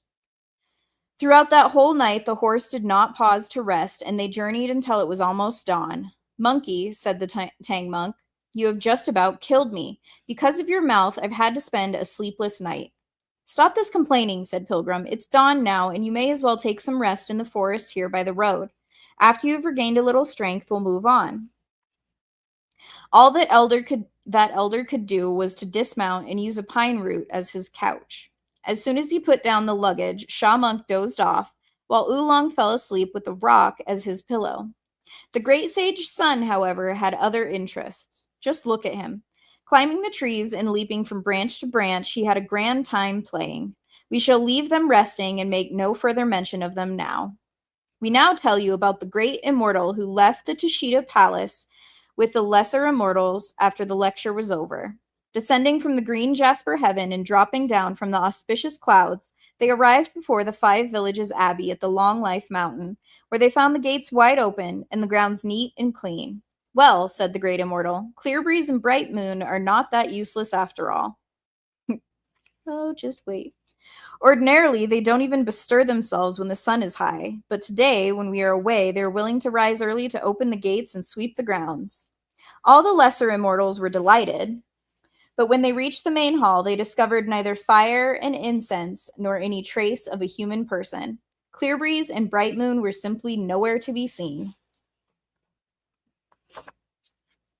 Because of our absence, the 2 of them must have stolen away with our things, said the rest of the immortals. Nonsense, said the great immortal. How could those who seek the way of immortality dare to engage in such wickedness? They must have forgotten to close the gates last night and gone to sleep. They were probably not yet awake this morning. When they all reached the door of the Taoist lads, they found the door tightly shut and heard heavy snoring from within. They pounded on the door and attempted to rouse them, but the lads could not be wakened by all that clamor. Finally, the immortals managed to pry open the door and pull the lads off their beds. Even then, they did not wake up. Dear immortal lads, said the great immortal, laughing, those who have attained immortality should not be so desirous of sleep, for their spirits are full. Why are they so fatigued? Could it be that someone has played a trick on them? Quickly, bring me some water. One of the lads brought half a cup of water to the great immortal, who recited a spell before spitting a mouthful of water on the lads' faces. The sleep demon was thus exorcised. Both lads woke up, and as they opened their eyes and wiped their faces, they suddenly saw all the familiar faces of their teachers, Lord, equal to earth, and the other immortals.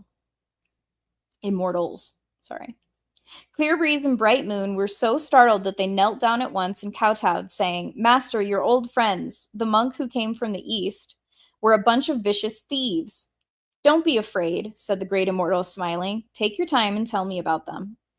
Master, said Clear Breeze, shortly after you left that day, a Tang monk from the land of the east did indeed arrive with 3 other monks and a horse.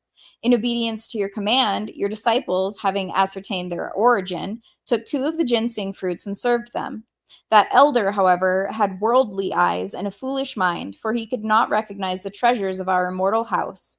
He insisted that they were newborn infants not yet 3 days old, and absolutely refused to eat them.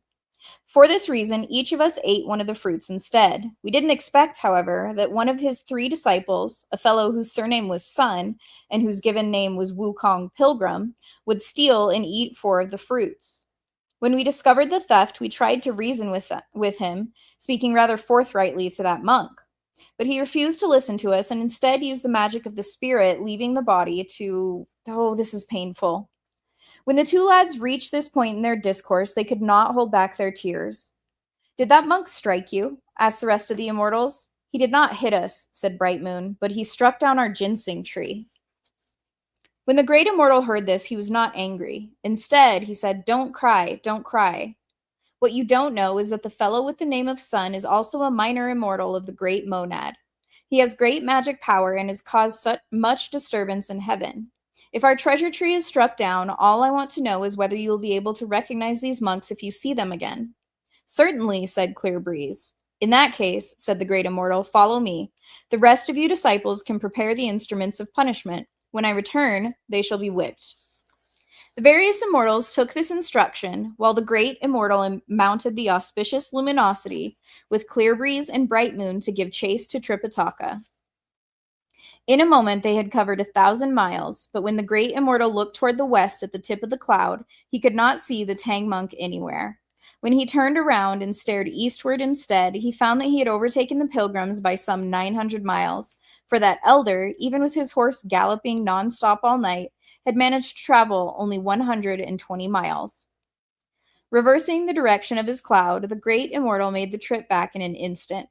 "Master," said one of the lads, "that's the Tang monk sitting beneath a tree by the road." "I see him," said the great immortal. "You 2 go back and prepare the ropes. Let me capture them by myself." Clear Breeze and Bright Moon went back to the abbey at once. Dropping down from the clouds, the great immortal changed himself into a mendicant Taoist with one shake of his body. "How was he dressed?" you ask. "A priestly robe patched 100 times, and a sash in the style of Mr. Liu. His hands waved a yak's tail and lightly tapped a fish drum. Straw sandals with 3 loops shod his feet. A sinuous turban wrapped around his head.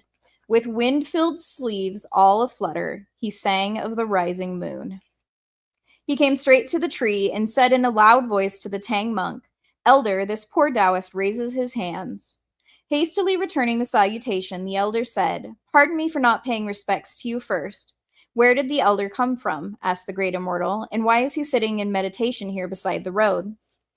Tripitaka said, 'I am a scripture seeker sent by the great Tang of the land of the east to the western heaven.' Feigning surprise, the great immortal said, 'When you came from the east, did you pass through my humble mountain abode?' 'Which precious mountain is the abode of the venerable immortal?' asked the elder. The great immortal said, 'The 5 Villages Abbey in the Long Life Mountain is where I reside.' The moment he heard this, Pilgrim, having something very much on his mind, replied, 'No, no, we came by another route up there.' Pointing a finger firmly at him, the great immortal said with a laugh, 'Brazen ape, who are you trying to fool? You struck down my ginseng fruit tree in my abbey, and then you fled here in the night. You dare deny this? Why try to cover up? Don't run away. Go quickly and bring back another tree for me.' When Pilgrim heard this, he grew angry and whipped out his iron rod. Without waiting for further discussion, he struck at the head of the great immortal. Stepping aside to dodge the blow, the great immortal trod on the auspicious luminosity and rose into the air, closely followed by Pilgrim, who also mounted the clouds. The great immortal changed back into his true form in midair, and this is how he appeared.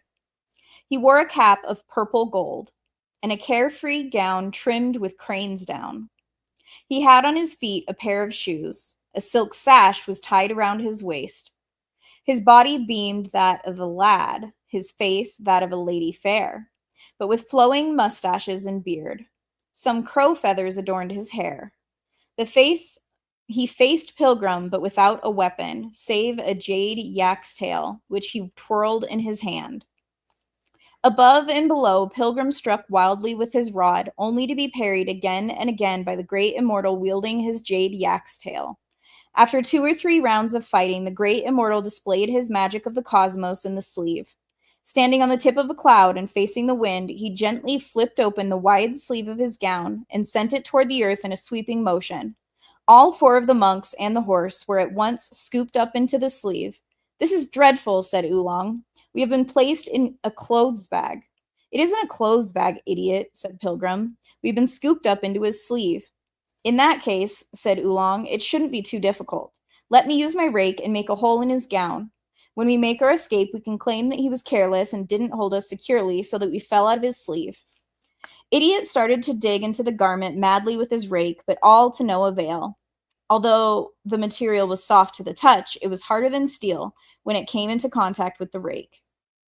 Turning around the direction of his auspicious cloud, the great immortal went back to the 5 Villages Abbey and sat down, ordering his disciples to fetch some ropes. As the little immortals went about their business, he fished out the pilgrims one by one like puppets from his sleeve. First, he brought out the Tang monk and had him bound to one of the large pillars in the main hall. Then he took out the 3 disciples and had them tied to 3 other pillars. Finally, he took out the horse and had it tied up in the courtyard. It was given some hay while the luggage was thrown into one of the corridors. "Disciples," said the great immortal, "these monks are persons who have left home, and they should not be harmed by knives or spears, hatchets or battle axes. Bring out my leather whip instead and give them a beating, as an act of vengeance for my ginseng fruit." Some of the immortals went quickly to fetch the whip, not the sort made of cowhide, sheep-hide, suede, or buffalo hide. It was, rather, a whip of 7 thongs made of dragon hide. After soaking it in water for a while, one of the more robust little immortals took it up and asked, "Master, which one shall be flogged first?" The great immortal replied, "Tripitaka Tang is the unworthy senior member of his party. Beat him first."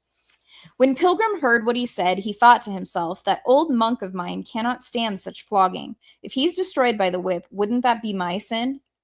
Unable to remain silent any longer, he said, "Sir, you are mistaken. It was I who stole the fruits, and it was I who ate the fruits. Moreover, I also pushed down the tree. Why don't you flog me first? Why do you have to whip him?" "This brazen ape," said the great immortal, laughing, does know how to speak courageously. All right, let's flog him first." "How many lashes?" asked the little immortal. "As many as the original number of the fruits," said the great immortal. 30 lashes. Lifting high the whip, the little immortal was about to strike. Fearing that this weapon of an immortal's house might be a formidable one, Pilgrim opened his eyes wide to see where he was going to be struck and found that the little immortal was about to flog his legs. With a twist of his torso, Pilgrim said, "Change," and his 2 legs became hard as steel, all ready to be flogged. With measured strokes, the little immortal gave him 30 lashes before putting down the whip. It was already almost noon when the great immortal said again, "We should now give Tripitaka a flogging, since he did not know how to discipline his mischievous disciples and permitted them to indulge in unruly behavior." As the immortal took up the whip again, Pilgrim said, "You are again mistaken, sir. When the fruits were stolen, my master was conversing in this hall with the 2 lads. He had no knowledge whatever of what we brothers had perpetrated.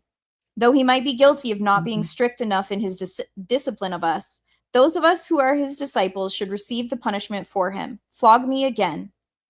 "This lawless ape," said the great immortal. "Though he is sly and devious, he does possess some filial sentiments. In that case, let's flog him again." The little immortal again gave him 30 lashes. When Pilgrim lowered his head to take a look, he saw that his 2 legs had been beaten until they were shining like mirrors, though he had no sensation whatever, either of pain or of itching. By this time, it was getting late, and the great immortal said, "Soak the whip in water. Wait until tomorrow, and then we shall punish them again." The little immortals retrieved the whip and placed it in water, after which everyone retired to his own chamber. When they had finished their evening meal, all went to sleep, and we shall say no more of them now.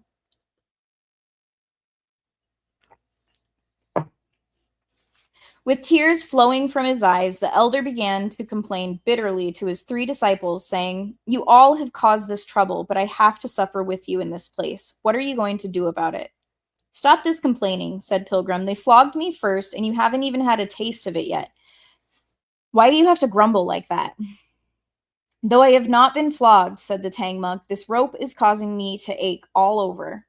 "Master," said Sha monk, "there are others here who are your companions in bondage." "Stop this racket, all of you," said Pilgrim. "In a little while we'll all be on our way again." "Elder brother," said Oolong, "you are fibbing again. We are tightly bound now in hemp ropes sprayed with water. They are not the locks on those doors that you opened so easily with your magic." "This is no exaggeration," said Pilgrim, "but I'm not afraid of a 3-ply hemp rope sprayed with water. Even if it were a choir cord as thick as a small bowl, I would consider it as insubstantial as the autumn wind." Hardly had he finished speaking when it became completely quiet everywhere. Dear Pilgrim. He contracted his body and at once freed himself from the ropes, saying, "Let's go, master." "Elder brother," said a startled Sha monk, "save us too." Speak softly, said Pilgrim. He untied Tripitaka, Sha monk, and Oolong. They put on their clothes, saddled the horses, and picked up the luggage from the corridor. As they walked out of the abbey gate, Pilgrim said to Oolong, "Go to the edge of the cliff there and bring back 4 willow trees." "What do you want them for?" asked Oolong. "I have use for them. Bring them quickly." Idiot did possess some sort of brutish strength. He did as he was told, and with one shove of his snout, he felled one of the willow trees. Knocking down 3 more, he gathered them up into a bundle and hauled them back.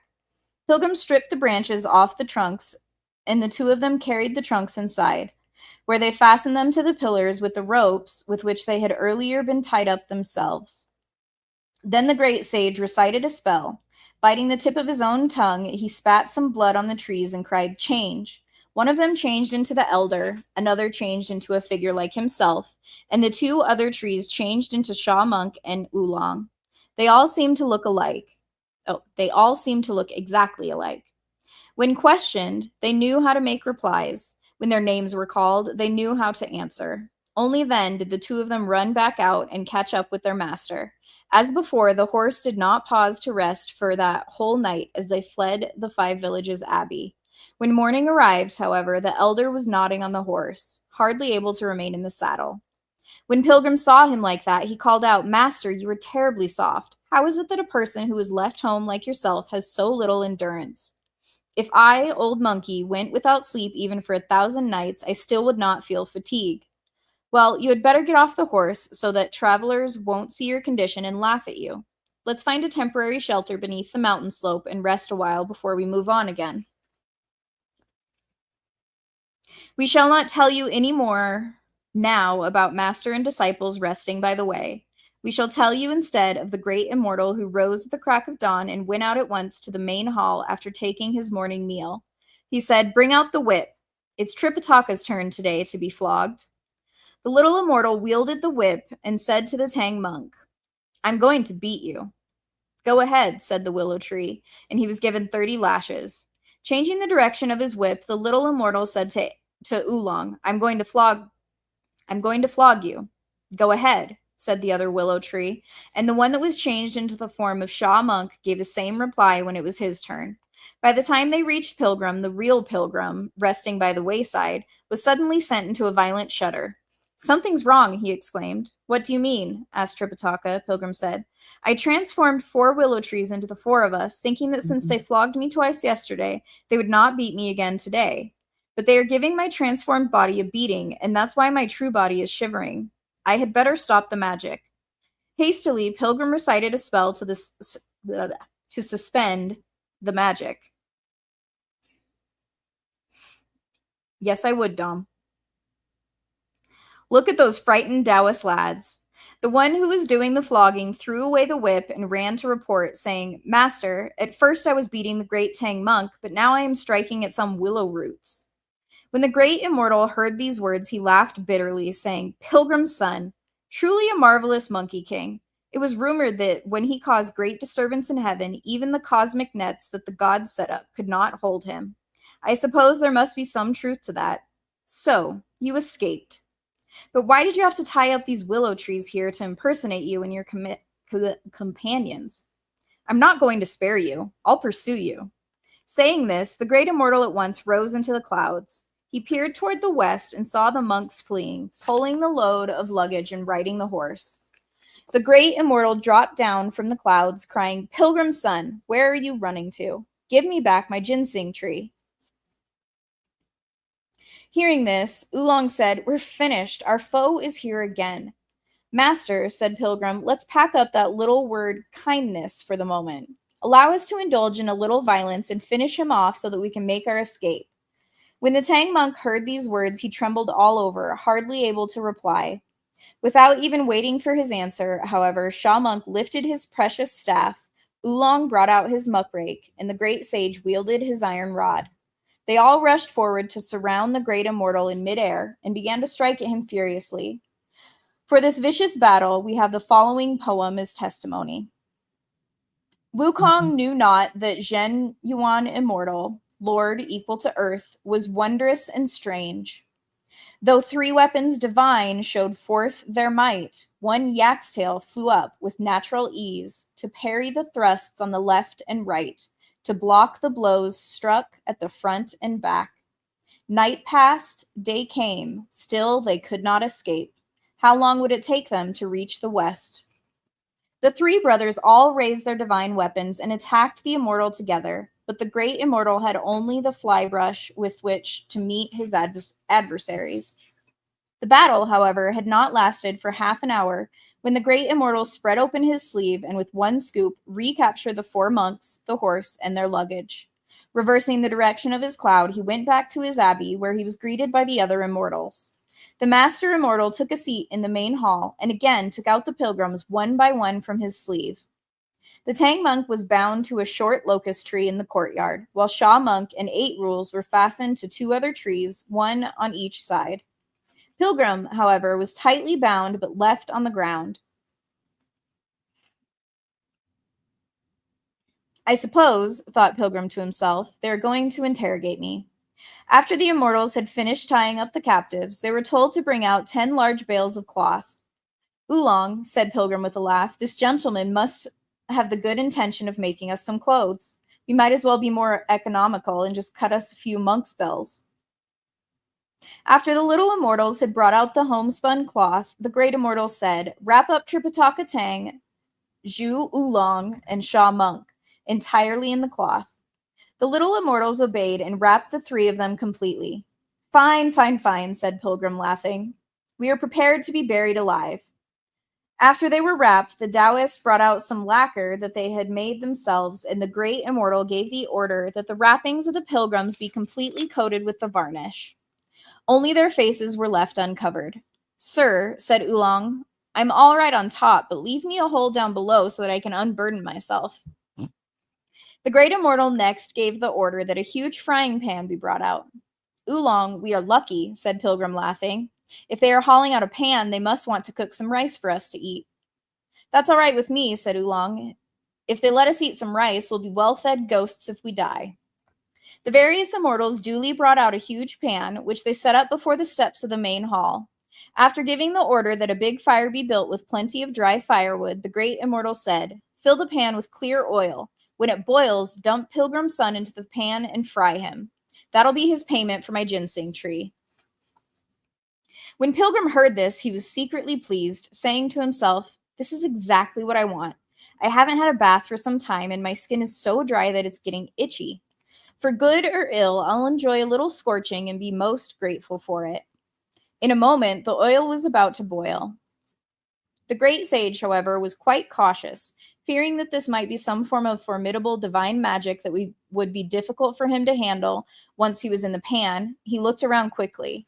In the east, he saw a little terrace with a sundial on top, but to the west, he discovered a stone lion.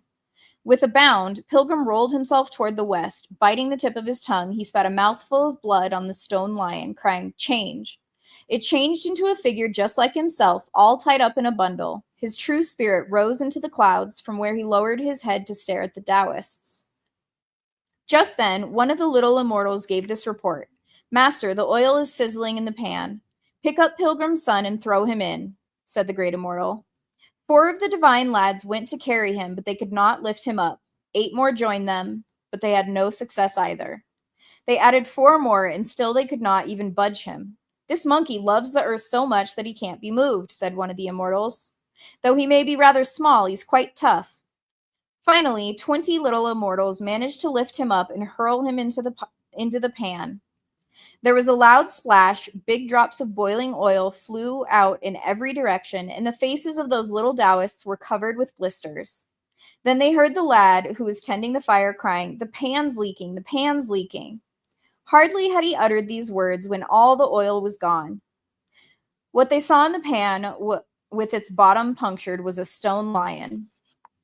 Enraged, the great immortal said, "That wretched ape, he's wicked indeed, and I've allowed him to show off right in front of my nose. So he wanted to escape, but why did he have to ruin my pan? I suppose it's exceedingly difficult to catch the wretched ape, and even if one does catch him, trying to hold him is like trying to grasp sand or handle mercury. To catch a shadow or seize the wind. All right, let him go. Untie Tripitaka-Tang and bring out a new pan. We'll fry him instead in order to avenge my ginseng tree." The various little immortals accordingly went to untie the lacquer cloth, but Pilgrim, who heard this clearly in the air, thought to himself, "Master is utterly helpless. If he arrives in the pan, the first boiling bubble will kill him, and the second will burn him up. By the time the oil sizzles 3 or 4 times, he'll be a messy monk. I had better go and save him. Dear great sage." He lowered the direction of his cloud and went back to the main hall. With his hands at his waist, he said, "Don't untie the lacquer wrapping to fry my master. Let me go into the pan of boiling oil instead." "You wretched ape!" cried a somewhat startled great immortal. "How dare you display such tricks to wreck my stove? If you have the misfortune of meeting me," said Pilgrim, laughing, "your stove deserves to be overturned. Why blame me? Just now I was about to receive your kind hospitality in the form of oily soup, but I suddenly had the urge to relieve myself. If I opened up right in the pan, I was afraid that I might spoil your hot oil so that it could not be used for cooking. Now that I'm completely relieved, I feel quite good about going into the pan. Don't fry my master, fry me instead." When the great immortal heard these words, he laughed menacingly and ran out of the hall to catch hold of Pilgrim. We do not know what sort of things he has to say to him, or whether Pilgrim manages to escape again. Let's listen to the explanation in the next chapter. Yeah, I don't have volume 2, so that's it for volume 1. Talk about a cliffhanger, I guess.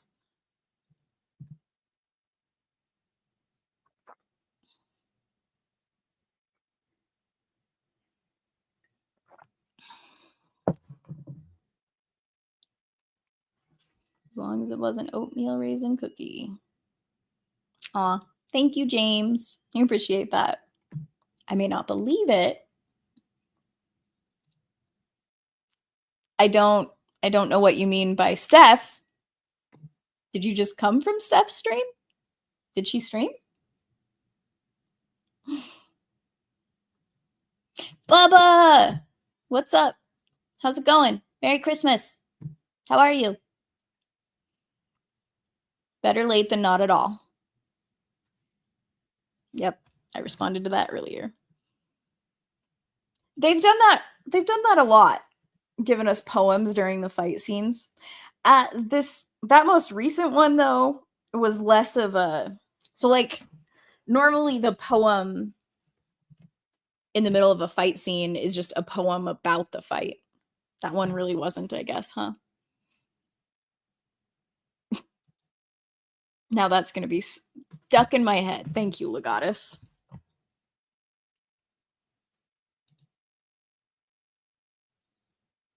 Stop. Oh my God.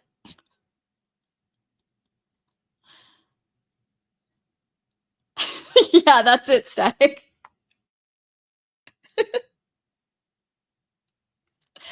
It's a 4-volume journey. Mary Cromus?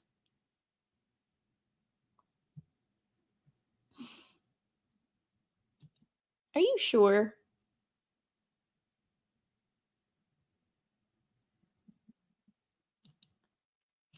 Steph is about to stream. Tommy just does that another stream. Got it. So he's a simp for Steph. Is that what you're saying?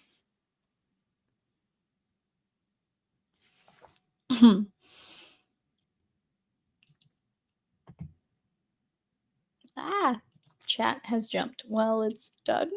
Yes, it is. I mean, if you're interested in going back and listening to my old streams, you can have more information on what you listened to tonight, I guess.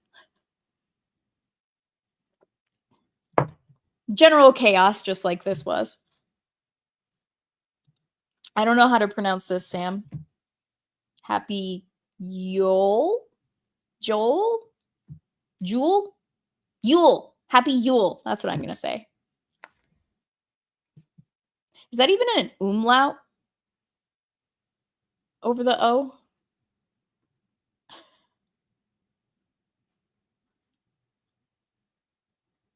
Hail Crom. Oh, like Conan? Is that what you're saying? A story version of Blue Balls. I mean, it's a cliffhanger. That happens in stories. This one's a little different, but whatever.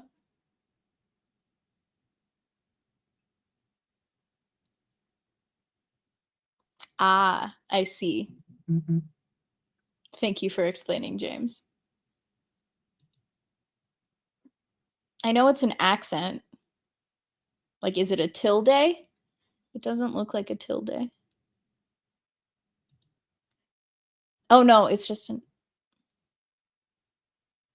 Umlaut's the 2 dots, now that I think about it. You are correct. I guess it is just an accent. Sorry. I was thinking that the symbols are all accents and then they all have their different names. I'm retarded. My bad. Oh, is that how I pronounce? Oh, no. Did I say Jewel? Yule? I did. I got it. Yay. Thank you, Bubba.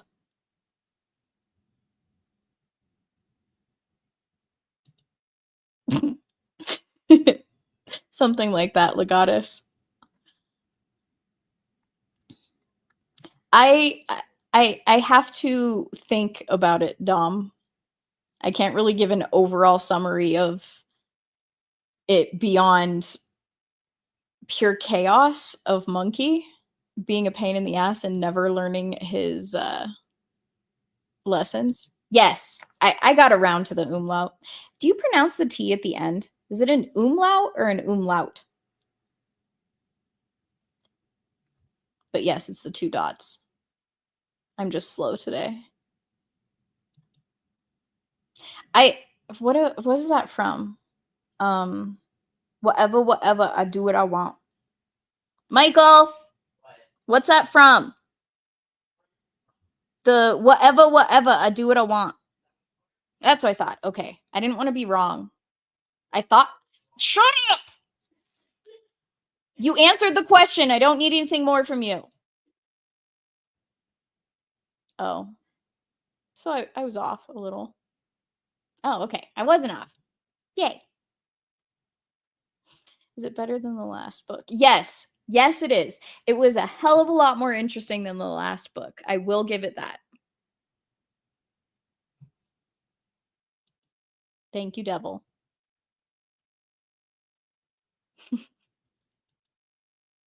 Merry Christmas to all, and to all a good night.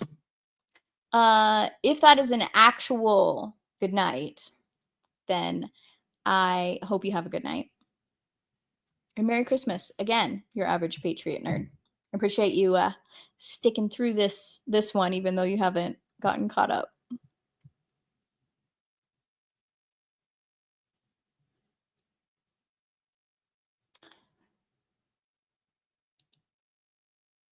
I have no idea. I'm assuming you're talking about the South Park episode, Static. I did not watch South Park religiously. I've seen random episodes, not that many. I've seen the movie. whatever the title of that movie is. I'm not going to use Google, aka my brother. No, there's no team brother.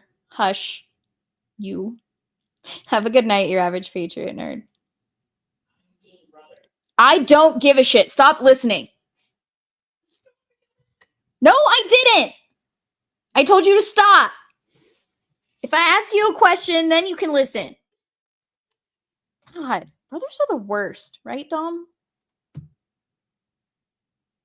It is right around the corner in like 3 weeks. And I already have that book, so I don't have to go buy it. I'm not going to be nice to my brother. Shut up, Dom. He's not even nice to you. See, Static's on my side. Brothers suck. It's true. No, Static! Stop! He is not. Bigger, longer, uncut. Thank you, Mudcrab. Shut up! Shut up. Nobody fucking asked you. I told you to stop listening. I know what the fucking wow was, Michael. See?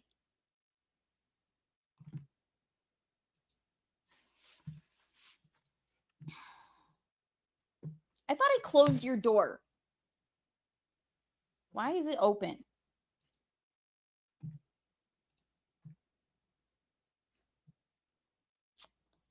I'm the baby, so I got nothing to say here. See, James understands me. Older brothers are definitely the worst, besides Static. I need more water. I'll be right back.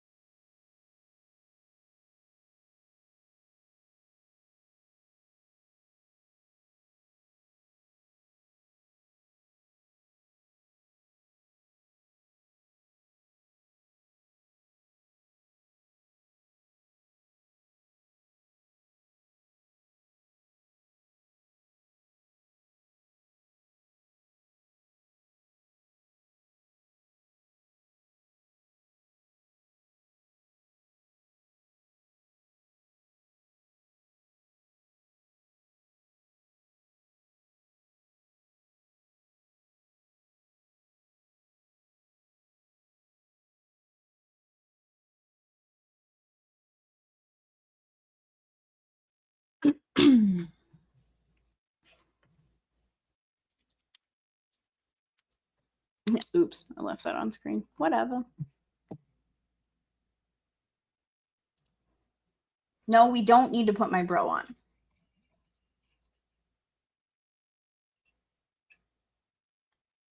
It would just, no, just not allowed.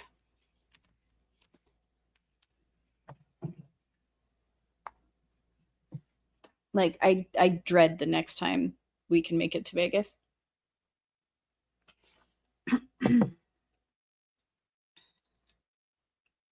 Christmas cookies.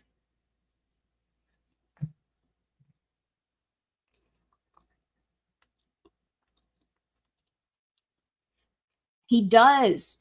He's the worst.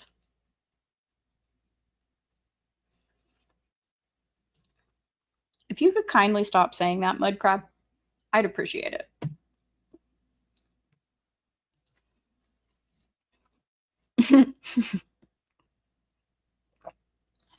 Yes, it would basically be this, what just took place moments ago. That is definitely how a stream between the two of us would work. Because he'd just sit there and make fun of me, and chat would join in. I'm not okay with that.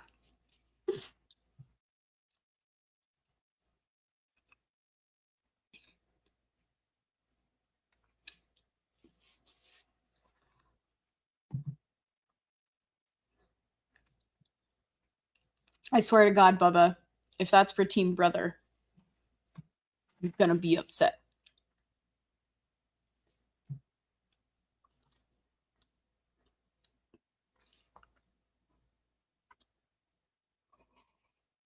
He doesn't need a bigger head.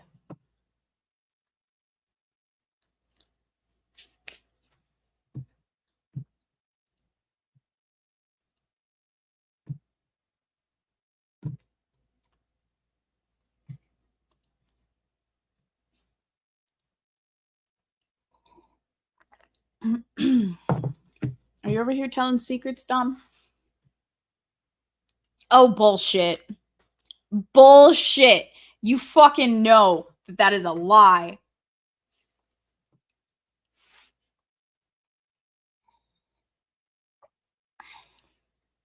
I've always been that. You fucking know I've always been that. It might be a front. But I admit nothing.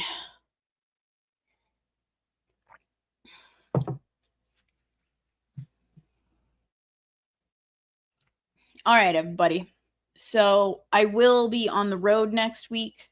So the next stream will be 2 weeks from tonight for the Let It Simmer, where if anybody still in chat, lurking or otherwise is new, that's when I kind of do a summary of the book and discuss it and the characters, and we all just have a little chit chat about it in between books.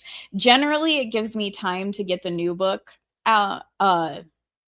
So like to poll on Twitter the genre in the book that we want to do next. But I already have that selection, which is we're starting the year with Frankenstein.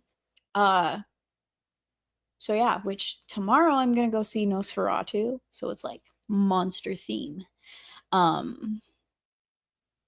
it kind of goes well with that, but mainly because that's the one that I should have done for Halloween, but I was sadly duped by Devil. Mm-hmm. It's all Devil's fault. He suggested House on Haunted Hill, or no, Haunting of Hill House. That's what it was. Fuck that book. Oh my god. And Frankenstein was a close second, so I was very disappointed with that horror one. So close second becomes the next book because I say so. And this is a dictatorship on my channel. I make y'all think that you might have some level of control, but you don't.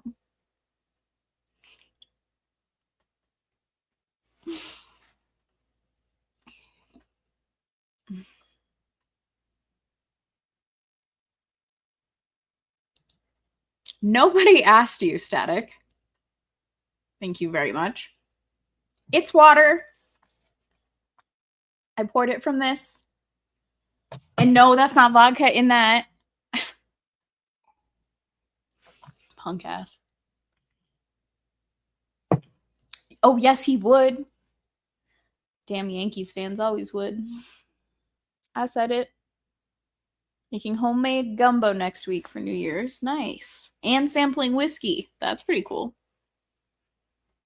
I will be in Miami for New Year's. Well, that's New Year's Day. New Year's Eve, I'll be in Tampa. I know you are, Sam. Long time coming. Blame Devil again, remember.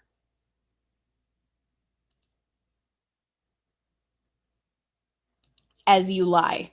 Right then and there, Dom. Yes, the devil made me do it. You got it. And we have another liar in chat, it would seem.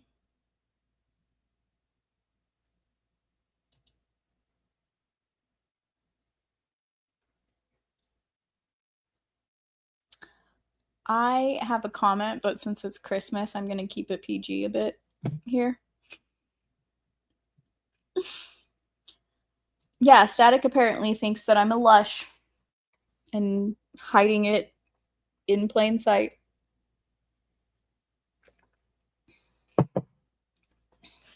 I am a social drinker. This is like in-person social drinker. I think I might have like a bottle of Midori. Yep, I got Midori in triple sec. A drink that does not make. And I think I have something else in the cupboard. But it's all frou-frou crap. Which I don't even drink that shit anymore because it's just filled with sugar.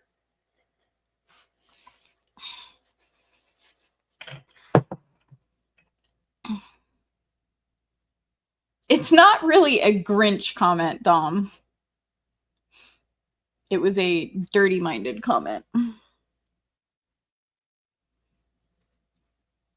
What do you have? Like your own distillery, Clinton?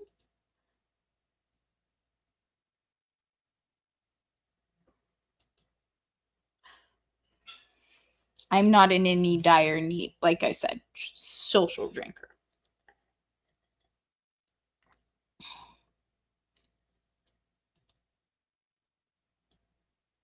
Why are you abusive to yours? Are you saying you're drunk all the time?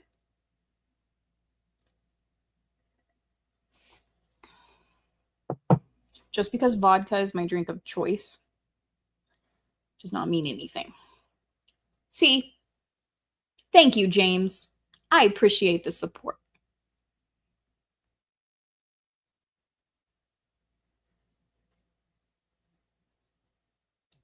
Hey, I didn't point it out. You outed yourself.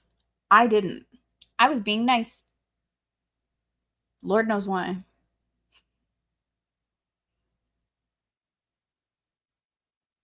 Team Sugar. Okay, Mud Crab.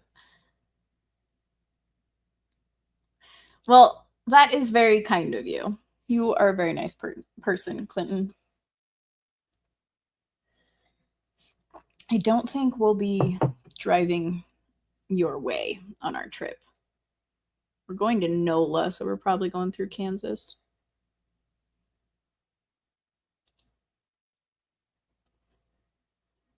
Oh, right. I'm sure. Dom, shut your mouth. Bunch of punk asses in my chat. I don't appreciate this. It's actually quite rude.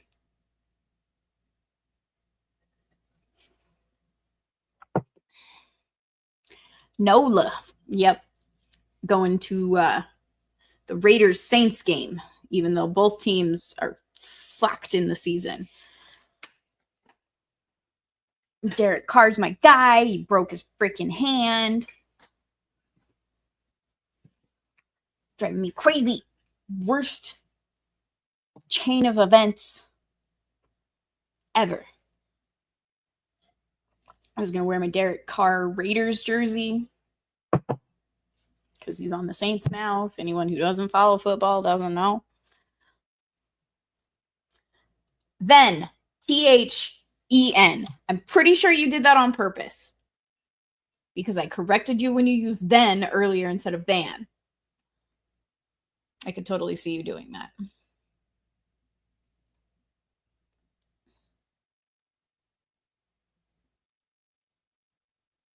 My lips are sealed, Mudcrab. I would never out you to your doctor. Fucking giants. Rude.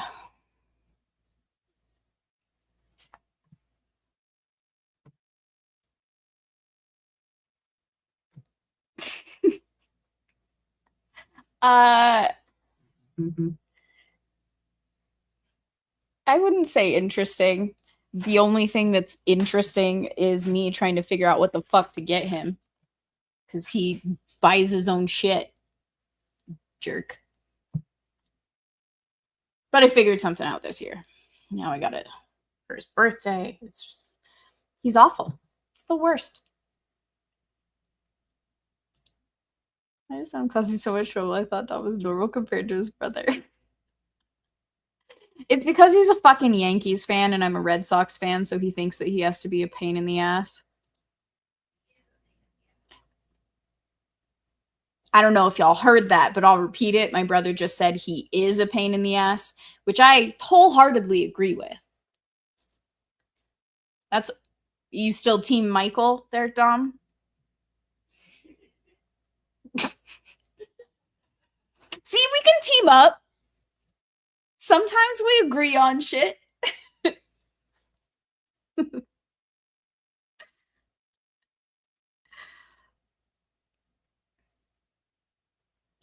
No, this is not a, no, nope, not a thing.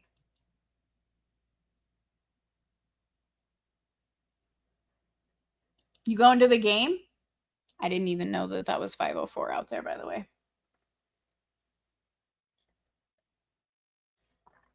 You almost spelled his name right, but I kind of like this version of it better. Tripitaka. He is shitty as a character. Yeah, he's probably my least favorite character, too.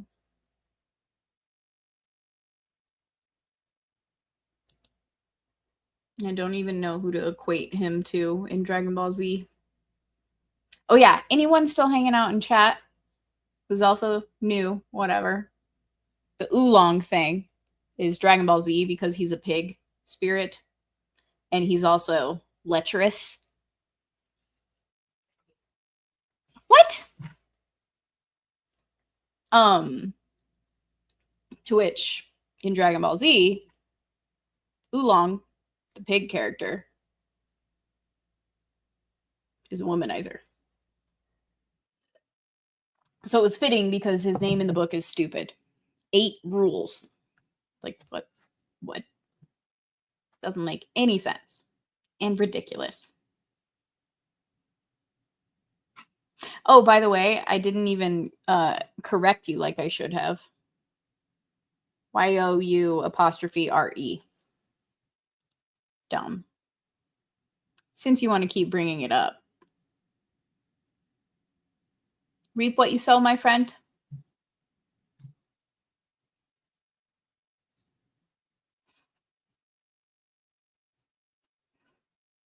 All right. Well, everybody, that's all I got. Thanks for hanging out on Christmas with me. This was fun. I enjoyed it. Especially because it's a very long book that finally ended.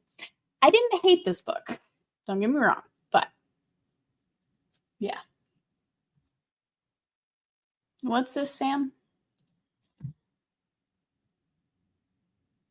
I'm not saying there's anything wrong with it. I'm saying certain characteristics of the character in this book is very Oolong-esque, so that's why he got his name. Are you trying to make me correct you again? Or did you just, like, actually accidentally forget the D? You never forget the D. Oolong Island in the DC universe is a mad scientist haven run by a giant cyborg Humpty Dumpty.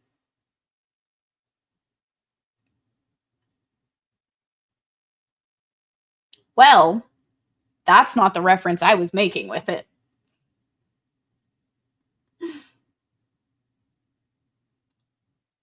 I see, dumb. You're forgiven that one slight then. Not that it's a slight towards me specifically. Slight towards the word, I guess. But anyway, thank you again for hanging out. What is today? Today is Wednesday. I should be, I'm going to Nosferatu tomorrow. So I'm not sure how long that is. How long of a movie is that? I might be missing pregame again. Static, if you're still here, I'm really sorry. Let's see. Nosferatu.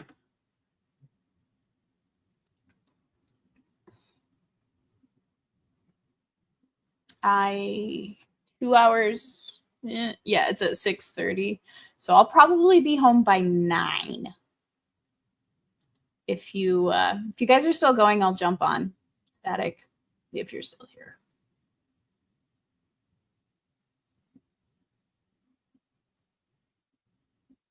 Tell Michael I said Merry. Michael, Dom says Merry Christmas again. He said Merry Christmas back. Look at him being all nice to you. He doesn't want it forever in the live stream world, in the interwebs, that he is rude to you. So there's that. Question: since you will be on the road, does that mean we have to deal with an unsupervised smallbusters yet again?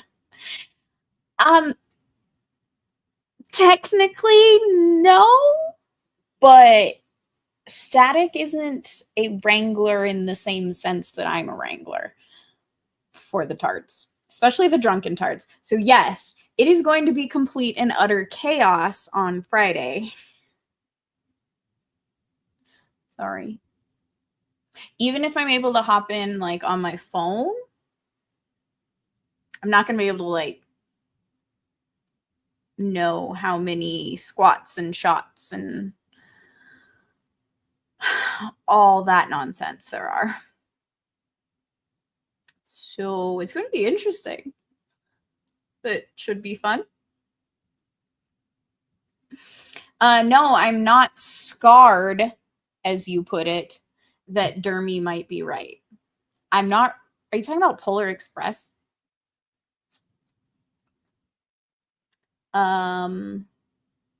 Definitely not scared that he might be right, because he's not. Mainly because he's Dermy, and I'm never going to admit that he's right. So there's that.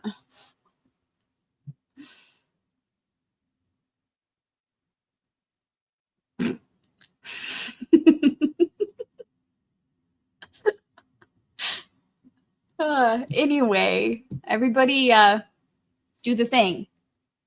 Like, share, subscribe. I'm never going to be good at that, so expect nothing from me. Thank you, Devil. Go follow me on Twitter. I haven't really been active in the last couple of weeks all that much, but I do still post when and where I will be when I can. But I will see you guys in 2 weeks back here, same time, cooking the books. Thanks for hanging out. And y'all have a good rest of your Christmas. And I will maybe see you tomorrow on Static's channel. Even if I'm not there, you should go there. Just saying. All right. Bye now.